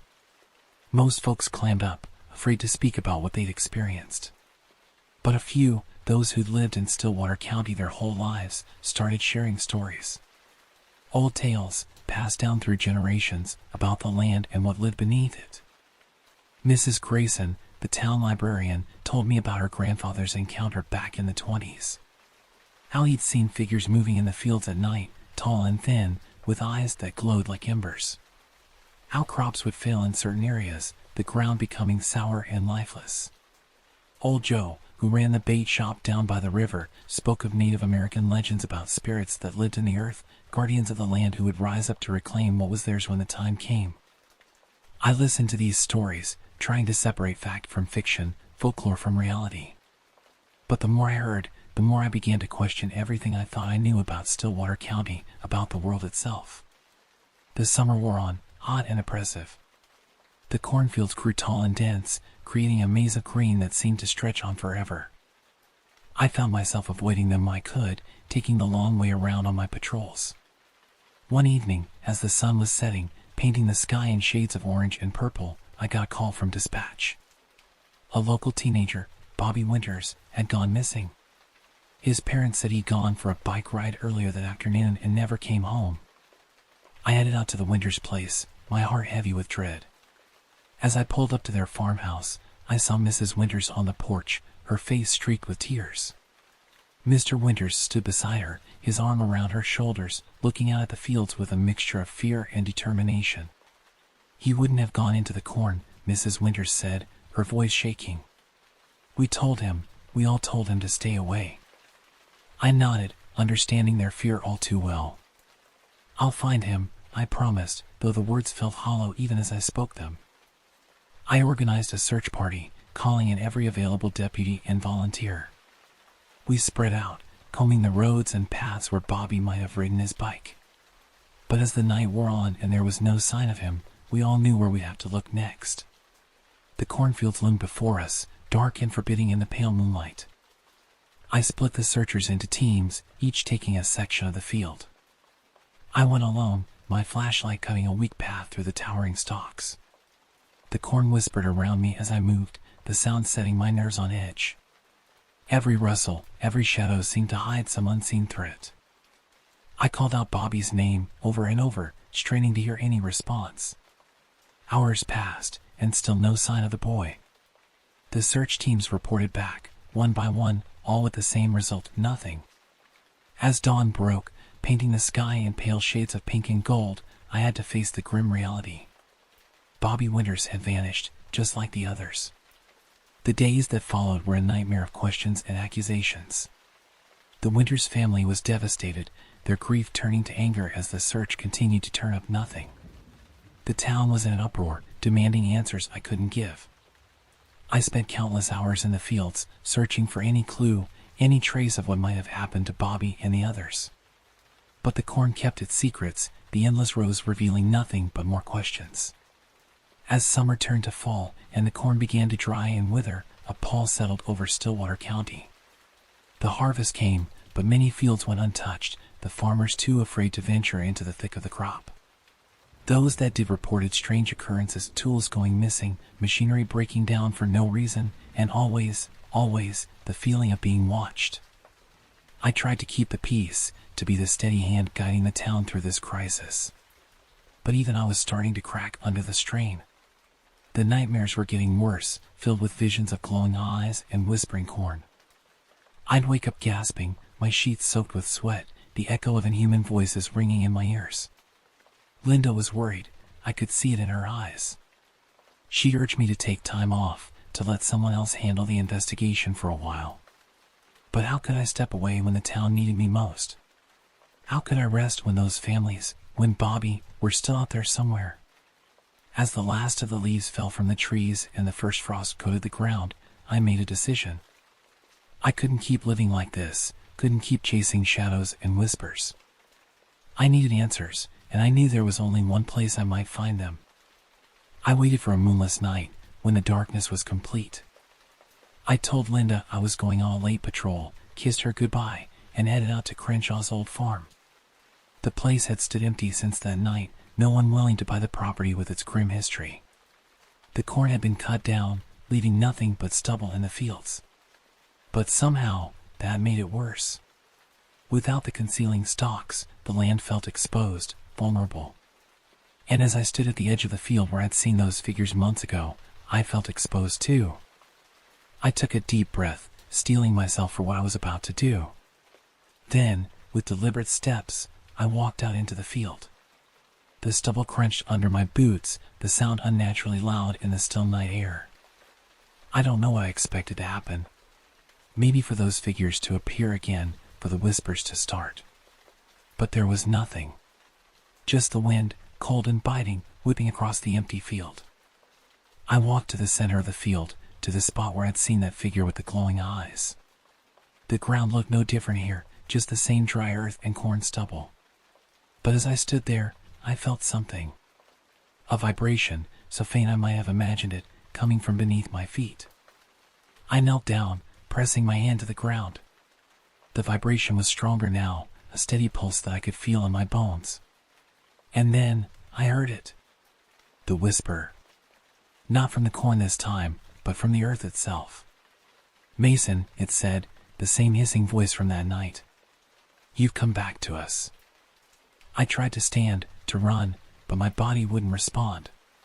The vibration grew stronger, the earth seeming to shift and move beneath me. And then, I saw them. Rising from the ground like smoke, their bodies taking shape in the darkness. The harvestmen. They surrounded me, their eyes glowing, their bodies seeming to flicker and shift in the darkness. I wanted to scream, to fight, but I was frozen, helpless. One of them stepped forward, its face a twisted parody of human features. When it spoke, its voice was like dry leaves rustling in the wind. "We are the guardians," it said. "The keepers of the balance. For centuries, we have watched and waited as your kind spread across the land, taking more and more." I found my voice, though it came out as little more than a whisper. "What are you? What have you done with the missing people?" The creature's head tilted, an eerily human gesture. "We are what we have always been. The spirits of the earth, the protectors of the land. And those we have taken? They are with us now, part of us, returning to the soil they once tilled." Horror washed over me as the implications of its words sank in. "Why?" I managed to ask. "Why now?" "The balance has shifted," the creature said. "The land cries out, poisoned and drained by your kind's insatiable hunger. We rise to restore what was lost, to reclaim what was taken." As it spoke, I felt the ground beneath me start to give way, felt myself sinking into the earth. Panic surged through me, breaking whatever hold the creatures had over me. I scrambled backwards, my fingers digging into the dry soil as I fought to pull myself free. The harvestmen watched, their glowing eyes impassive, as I struggled. I managed to get to my feet, stumbling backwards, away from them. They made no move to stop me, but their voices followed me as I ran. "You cannot stop what has begun, Mason Delaney," they said, their words carried on the wind. "The harvest has come, and we will reap what has been sown." I ran until my lungs burned, until I reached my patrol car. As I sped away from Crenshaw's farm, I could see them in my rearview mirror, standing at the edge of the field, watching me go. I drove through the night, my mind reeling from what I'd seen and heard. By the time the sun rose, I had made my decision. I couldn't stay in Stillwater County. I couldn't protect these people from something I barely understood. I went home, told Linda everything. To her credit, she believed me. Or if she didn't, she believed in me enough to trust my judgment. We packed up what we could, left notes for our boys who were away at college, and drove out of town as the sun was setting. As we crossed the county line, I looked back at the field stretching out behind us. In the fading light, I thought I saw movement among the rows of corn, tall figures swaying in a wind that wasn't there. I don't know what's happening in Stillwater County now. I don't know if the harvestmen have claimed more people or if they've retreated back into the earth. All I know is that the land holds secrets deeper and darker than I ever imagined. We settled in a small town 2 states over. I took a job as a night security guard, something that wouldn't draw too much attention. Linda found work as a receptionist at a local doctor's office. We tried to build a new life, to forget what we've left behind. But the nightmares didn't stop. Every night, I'd find myself back in that field, sinking into the earth as those glowing eyes watched. I'd wake up gasping, the sheets tangled around me, the whispers of the harvestmen still echoing in my ears. I couldn't let it go. I started researching, digging into old folklore and legends about spirits of the earth. I found similar stories from cultures all over the world, creatures that guarded the land, that rose up when the balance was disturbed. I reached out to experts in folklore, to paranormal investigators, even to a few Native American elders. Most dismissed me as a crackpot, but a few listened. They shared their own stories, their own encounters with things that couldn't be explained. As the months passed, I started to piece together a theory. The harvestmen weren't new. They'd always been there, sleeping in the earth, watching. But something had changed. The land was sick, poisoned by pesticides, drained by intensive farming. And they had awakened to set things right. I thought about going back, about trying to warn the people of Stillwater County. But what could I tell them? To abandon their homes, their livelihoods? To run from something they couldn't see or understand? And even if they believed me, where could they go? If the harvestmen were awakening here, who was to say they weren't stirring elsewhere too? A year after we left, I got a call from Bill Edwards, my old deputy.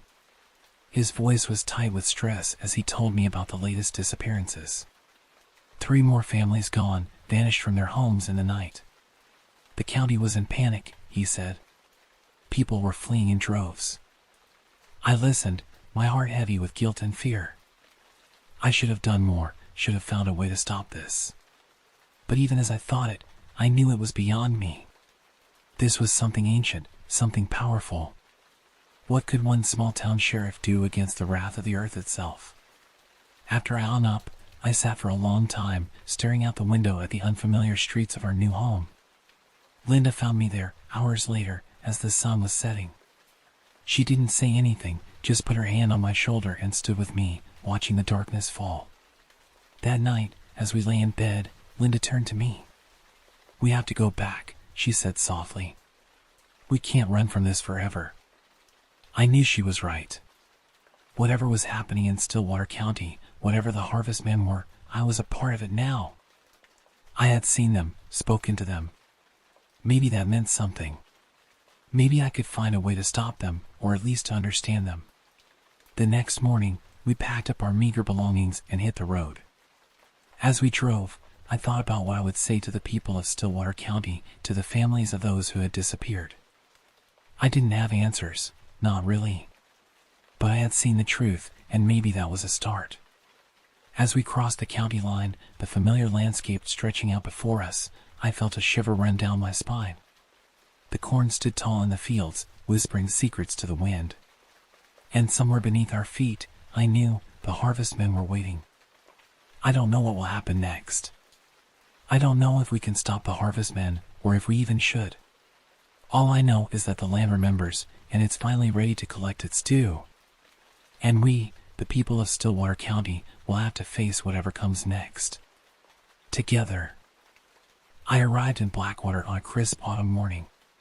The town was exactly as I'd imagined it, quaint houses with weathered shingles, narrow streets that wound their way down to the harbor, and a pervasive smell of salt and seaweed in the air. It was meant to be my escape, a place where I could leave behind the horrors I'd seen in my years as a detective. My first few days in town were uneventful. I settled into a small cottage on the outskirts of town, overlooking the cliffs. The locals were friendly enough, but I noticed a certain wariness in their eyes when they spoke to newcomers. At the time, I chalked it up to small-town suspicion of outsiders. It wasn't until my 4th night in Blackwater that I first noticed the fog. I was sitting on my porch, nursing a glass of whiskey, when I saw it rolling in from the sea. It was unlike any fog I'd ever seen before, thick and almost tangible, moving with an eerie purpose. As it enveloped the town, I felt a chill run down my spine that had nothing to do with the dropping temperature. The next morning, the fog had dissipated, leaving behind a town that seemed unchanged. But there was a tension in the air, a hushed urgency in the way people spoke to each other. It wasn't until I overheard a conversation at the local diner that I learned the truth: someone had disappeared during the night. Nora Kelly was her name. A young waitress, barely out of high school. She'd been walking home after her late shift when the fog rolled in. No one had seen her since. The local police were treating it as a missing person case, but I could tell from the haunted looks on people's faces that this wasn't an isolated incident. I couldn't help myself. Years of detective work had ingrained in me a need to investigate, to uncover the truth. I started asking questions, gently at first, then more insistently as I realized how deep this mystery ran. The locals were reluctant to talk at first. They'd give me sidelong glances, change the subject, or suddenly remember urgent errands. But as the days passed and more people disappeared, Harold Willis, the old fisherman, and young Jamie Fisk, tongues began to loosen. It was old Mrs. Garvey who first told me about the drowning man. She was a fixture at the diner, always sitting in the same booth, nursing a cup of coffee that never seemed to empty. One morning, after I'd been in town for about 2 weeks, she motioned for me to join her. "You've been asking questions," she said, her rheumy eyes fixed on mine. "About the fog and the missing folks." I nodded, waiting for her to continue. "It's the drowning man," she whispered, leaning in close. "He comes with the fog, takes the souls of the living to replace his own." I must have looked skeptical because she shook her head, a sad smile on her wrinkled face. "You don't believe me." "Nobody ever does, not until they see him for themselves." That night, I couldn't sleep. Mrs. Garvey's words kept echoing in my head. I told myself it was just a local legend, a story told to scare children and tourists. But deep down, I knew there was more to it. As the fog rolled in, thicker than ever, I found myself on my porch, staring out into the mist. That's when I saw a figure, standing just at the edge of visibility. It was tall, inhumanly so, with limbs that seemed too long for its body. And its face. I'll never forget that face, a twisted mockery of human features, with hollow eyes that seemed to stare right through me. I called out, my voice shaking despite my best efforts to stay calm. The figure didn't respond. It just stood there, watching. I took a step forward, then another, my hand instinctively reaching for the gun I no longer carried. As I got closer, I could see more details. Its skin seemed to shimmer, as if it wasn't quite solid. Its mouth hung open in a silent scream, revealing row upon row of needle-sharp teeth. I wanted to run, to hide, but I couldn't move. It was as if the creature's gaze had frozen me in place. And then, just as suddenly as it had appeared, it was gone. The fog swallowed it up, leaving me alone on my porch, my heart pounding and my mind reeling. The next few days were a blur. I threw myself into the investigation, talking to anyone who would listen, piecing together the town's dark history. I learned that the disappearances had been happening for generations, always coinciding with the thickest fog. Some locals believed it was the ghost of a sailor who had drowned in the bay centuries ago, forever seeking revenge on the living. Others thought it was something older, something that had always been there, waiting in the depths of the ocean. As I dug deeper, I started to notice patterns. The disappearances seemed to happen in cycles, with periods of calm followed by a flurry of activity. And there were the lights, strange, pulsing lights that people reported seeing in the fog just before someone vanished. I spent night after night on my porch, watching the fog, waiting for the creature to appear again. Sometimes I catch glimpses of it, always at the edge of my vision, always just out of reach. I started to doubt my own sanity. Was I really seeing these things, or was the fog playing tricks on my mind? Then came the night that changed everything. The fog rolled in earlier than usual, thick and oppressive. I was on my porch, as always, when I heard a scream. It was coming from the direction of my neighbor's house. Without thinking, I ran towards the sound. The fog was so thick I could barely see my hand in front of my face, but I kept going, guided by the echoes of that terrified cry. I found Jack Malone at the edge of his property, struggling against something I couldn't see. His eyes were wide with terror, his mouth open in a silent scream. And then, before I could reach him, he was gone. Swallowed up by the fog as if he never existed. I stood there, panting, my mind struggling to process what I'd just seen. That's when I noticed the lights. They were faint at first, barely visible through the fog. But as I watched, they grew brighter, pulsing with an otherworldly rhythm. I knew I should run, should hide, but something compelled me to move towards the lights. As I got closer, the air grew colder, the fog thicker. And then I saw it, the creature, the drowning man, whatever it was. It was even more terrifying up close. Its body seemed to shift and change, never quite settling on a single form. Those hollow eyes fixed on me, and I felt a pull, as if it were trying to draw my very soul from my body. In that moment, I understood why people went missing. The creature's pull was almost irresistible. I wanted to give in, to let it take me.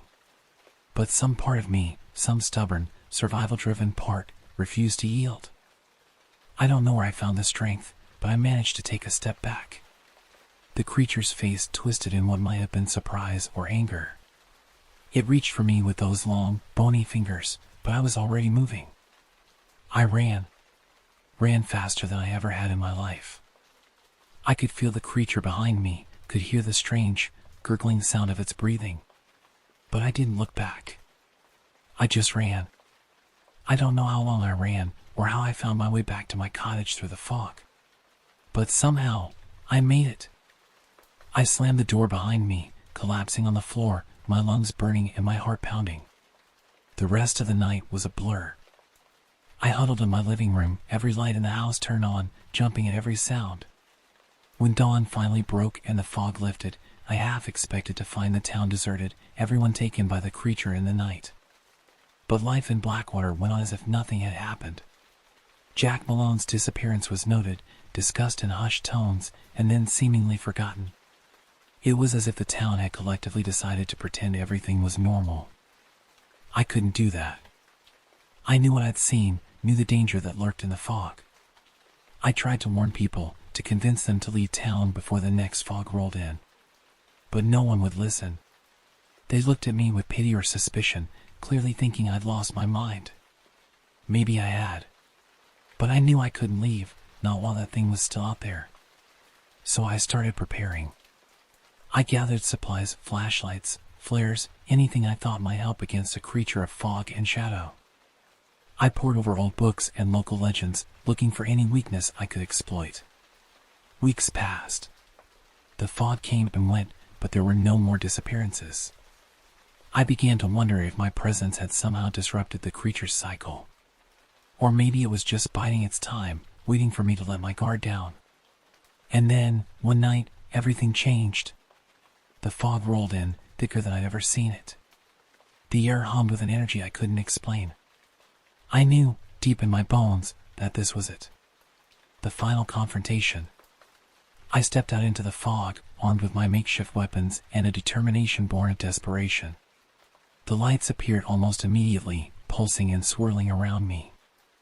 I steeled myself, waiting for the creature to appear. When it did, it was somehow both exactly as I remembered and completely different. It towered over me, its form shifting and changing like smoke in the wind. Those hollow eyes fixed on me, and I felt that pull again, stronger than ever. But this time, I was ready. I raised the flare gun I'd acquired and fired directly into the creature's face. The sudden burst of light and heat seemed to disorient it. It recoiled, its form wavering. I pressed my advantage, firing another flare, then another. Each time, the creature seemed to become less substantial, as if the light and heat were burning away the fog that gave it form. The battle, if you can call it that, seemed to last for hours. In reality, it was probably only minutes.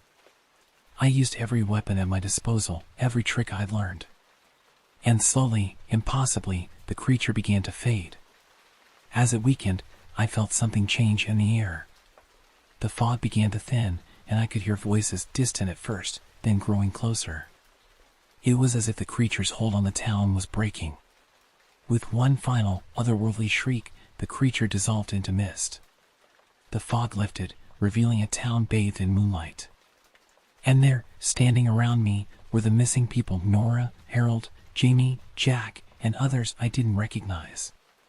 They looked confused, disoriented, as if waking from a long sleep.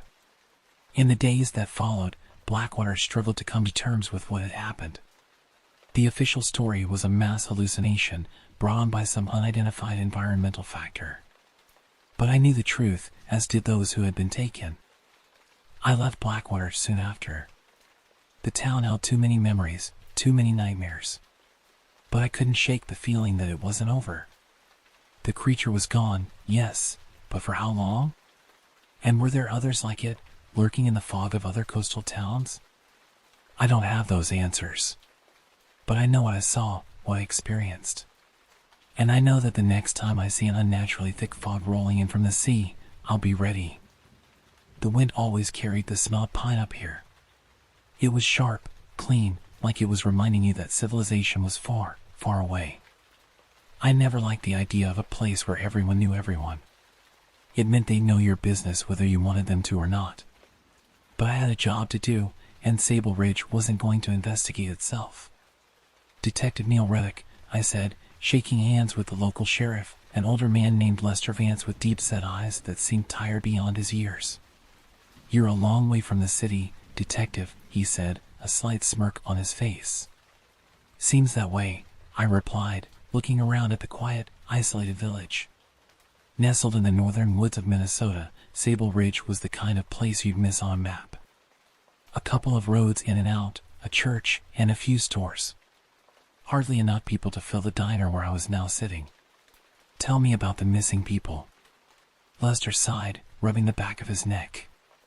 It's been happening for about 2 months now, for missing so far. First, a young woman, Annabelle Kane, went out for a hike and never came back. We found her backpack, but no sign of her. Then a couple of weeks later, old Joe Grady disappeared. He was out fishing, but all we found was his boat tied up by the shore. I nodded, pulling out my notebook. And the others? Same story, Lester said grimly. No signs of a struggle, no bodies. It's like they just vanished. Any suspects? Foul play? I asked. Lester hesitated, then leaned in a little closer. This town's got history, Ruddock. It's got stories. What kind of stories? Old stories, folklore, some say. But look, we're not superstitious folks, but people here talk. They say something's been out there in the woods, something ancient. I sat back in my chair, narrowing my eyes. Are you suggesting this is some kind of creature? I'm not suggesting anything, Lester said flatly, but the fact is 4 people are missing and we haven't found a damn trace. I took a deep breath. I didn't come all the way from Minneapolis to chase fairy tales. I'll need to talk to the families. Start with the Kane girl. Lester gave a sharp nod. I'll take you there. Annabelle's mother was a wreck.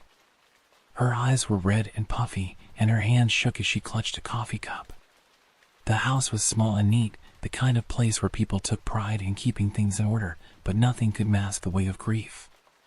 She was always going out to hike, Mrs. Kane said, her voice shaky. She loved the woods. Did she mention anyone following her? Anything strange? I asked. Mrs. Kane shook her head. No, but she was scared the last couple of weeks before she disappeared. Scared of what? She didn't say, just that she felt like something was watching her. Something she couldn't see. I scribbled down the notes, feeling a chill crawl up my spine. Did she say anything else? She had dreams, bad ones. Said she saw a man out in the woods watching her. But when she'd wake up, she couldn't remember his face. Did she describe him at all? Just that he was tall, thin. But she said it didn't feel like a man, not really. I stood up and thanked her for her time. As I left the house, Lester was waiting by his patrol car, chewing on a toothpick. You get anything? He asked. Just more questions, I said, closing my notebook. What about the Grady case? Lester nodded. His wife's still around, lives on the other side of town. I'll take you over. The Grady house sat on the edge of the forest, an old cabin with a sagging roof and chipped paint. Mrs. Grady was tougher than Mrs. Kane, but I could see the same haunted look in her eyes. He'd gone fishing. That's all, she said, her voice thick. He always went fishing in the mornings, came back by noon. But that day, he didn't come back. Did you notice anything strange in the days leading up to his disappearance? I asked. He didn't talk much, she said. But he had this look, like he knew something was coming. He didn't say what, but Joe wasn't a man who scare easy. And he never mentioned seeing anyone out in the woods or anything unusual. Mrs. Grady hesitated, her fingers gripping the armrest of her chair. He said he heard something at night, said it sounded like howling, but not like any animal he ever heard. Howling? I repeated, raising an eyebrow. She nodded slowly. It's hard to explain. It was like it was trying to be human. I leaned back in my chair, glancing over at Lester, who gave me a grim look. You hear anything about this, Sheriff?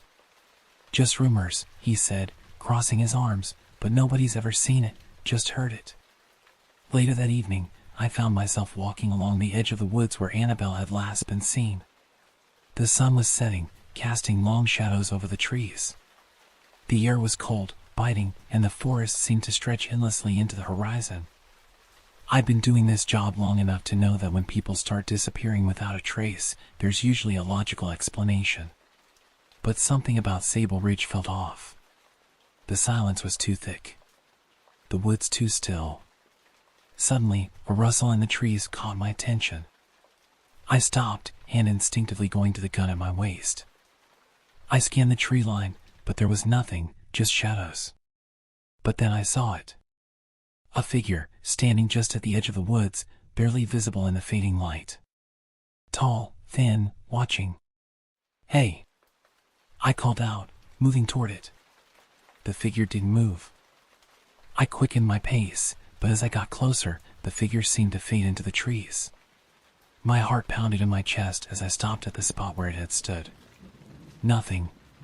No footprints. No sign of anyone, just the wind whispering through the trees. I felt a chill run down my spine, but I pushed it aside. It was getting late and I needed to regroup. But as I turned to head back toward the village, I heard it. Faint, but unmistakable. A howl, but it wasn't a wolf. It was low, almost like a human voice, distorted and unnatural. It sent a jolt of fear through me, and for the first time, I felt the weight of those old stories pressing down on me. By the time I got back to the village, it was dark. I headed straight for the diner where Lester was waiting with a pot of coffee. See anything out there? He asked, pouring me a cup. Maybe, I muttered, rubbing my eyes. You ever hear about a tall, thin man hanging around the woods? Lester's hand froze for a second, then he set the pot down. You're not the first to see him, he said quietly. What is it? I asked. He leaned in, his voice barely above a whisper. They call him the Hollow Man. Some kind of local legend. Been around for generations according to the old folks. They say he's not human, something else. And you believe that? Lester shrugged. Doesn't matter what I believe. All I know is people have been disappearing and no one's ever found a body. I took a sip of coffee, the bitter taste grounding me. I'm not one for ghost stories, Sheriff, but whatever's out there, it's real and it's dangerous. That night I stayed at the local inn, but sleep didn't come easy. The wind howled outside, and every creak of the old building made me jump. I kept thinking about that figure in the woods and the sound of the howl echoing in my ears. The next morning, I was packing up to leave when there was a knock at my door. It was Lester, his face pale. We found another one, he said. The body was discovered deep in the woods, torn apart in a way that no animal could have done. It was Grady, or what was left of him. His eyes were wide open, frozen in terror, and beside him, carved into a tree, was a symbol, a circle with a slash through it. Ancient, crude. Lester stood beside me, his face pale. It's him, isn't it? He asked quietly. I didn't answer. I didn't have to. We found proof of the Hollow Man that day, but it wasn't the kind of proof you could take back to the city. Some things are best left buried, deep in the woods, where only the wind and the trees can hear them. The people of Sable Ridge didn't need to be told. They already knew. As the days wore on, the investigation deepened, and so did the mystery. I interviewed more locals, each story adding another layer to the legend of the Hollow Man. Some spoke of ancestors who had encountered him generations ago, others whispered about rituals performed to keep him at bay. The more I learned, the more I realized how little I truly understood.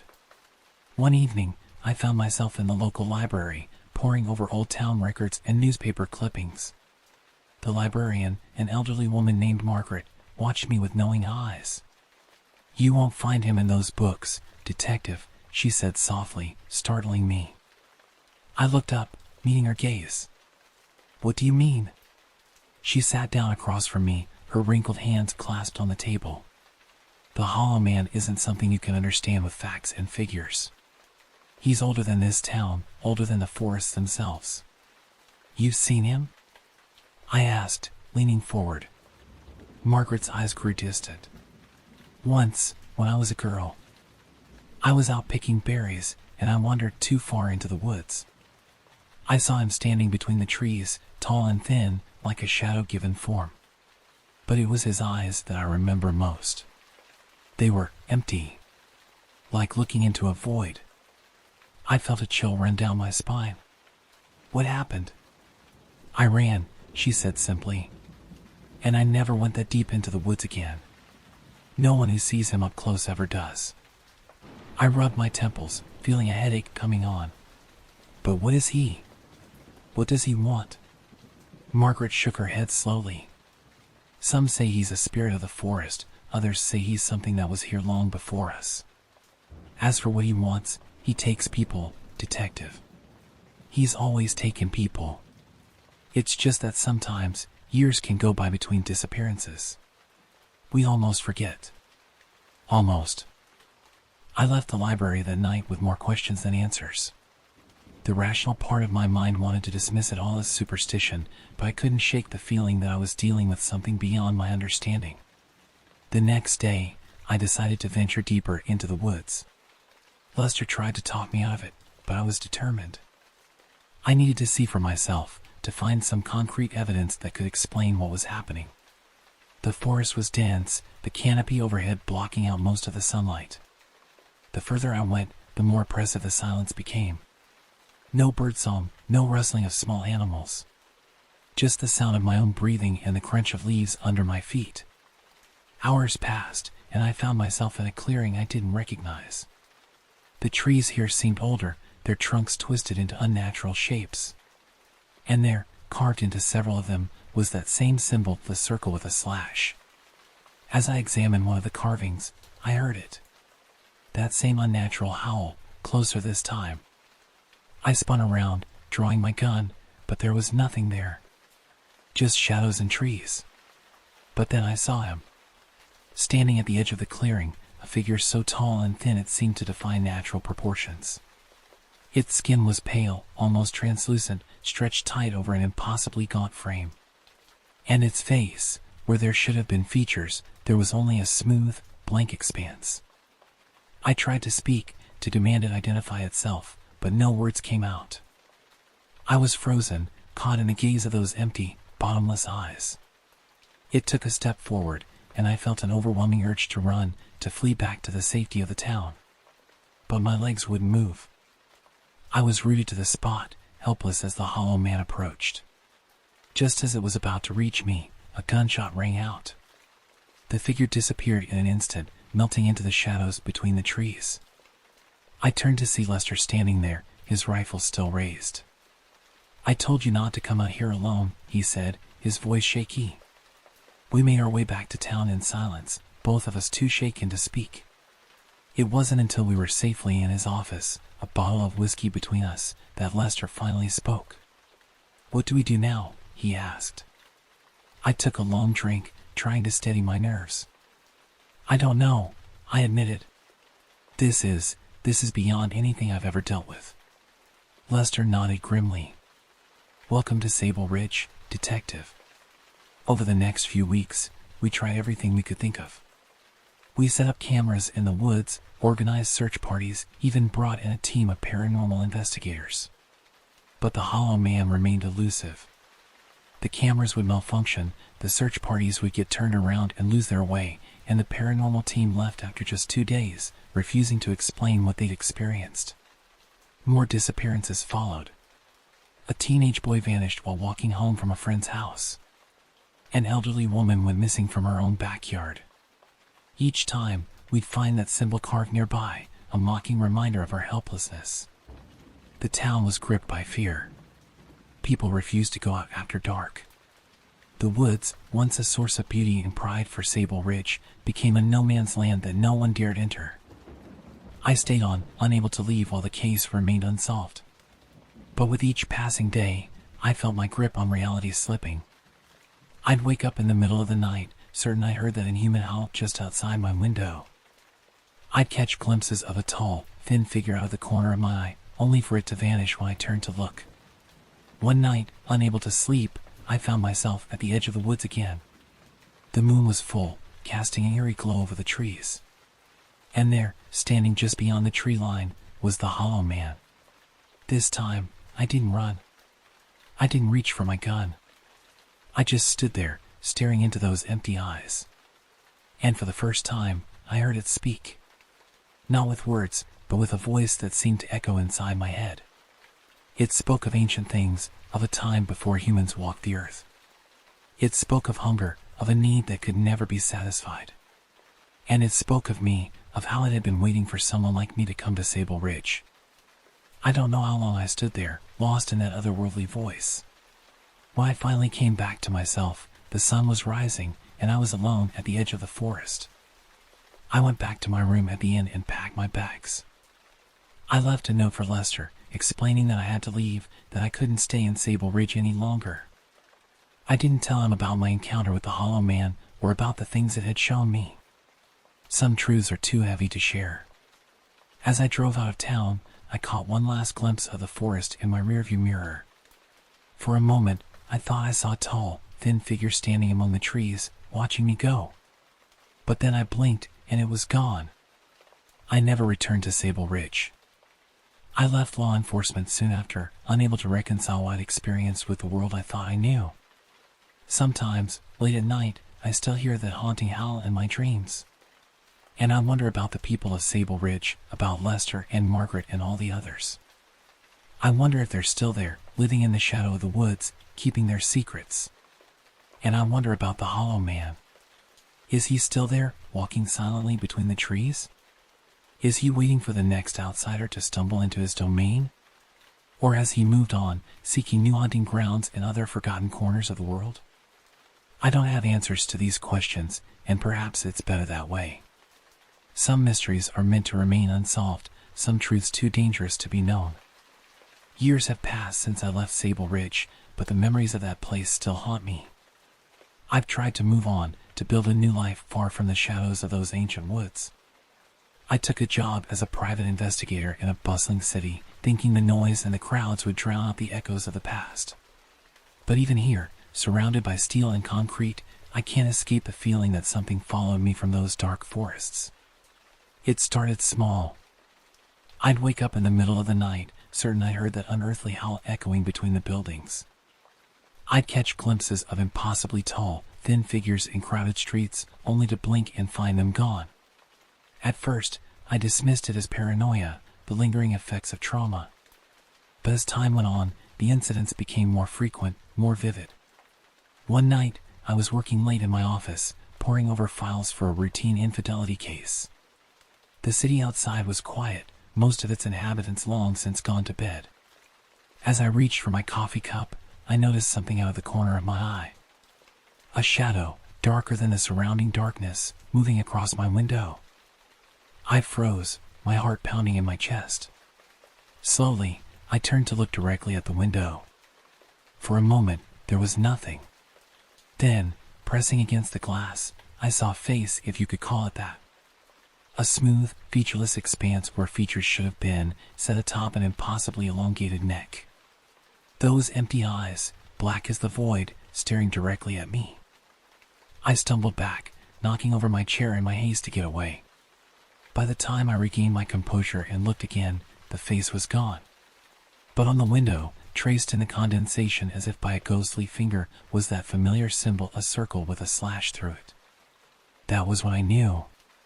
The Hollow Man hadn't stayed in Sable Ridge. It had followed me, stalking me across the miles and years. And now, it had found me again.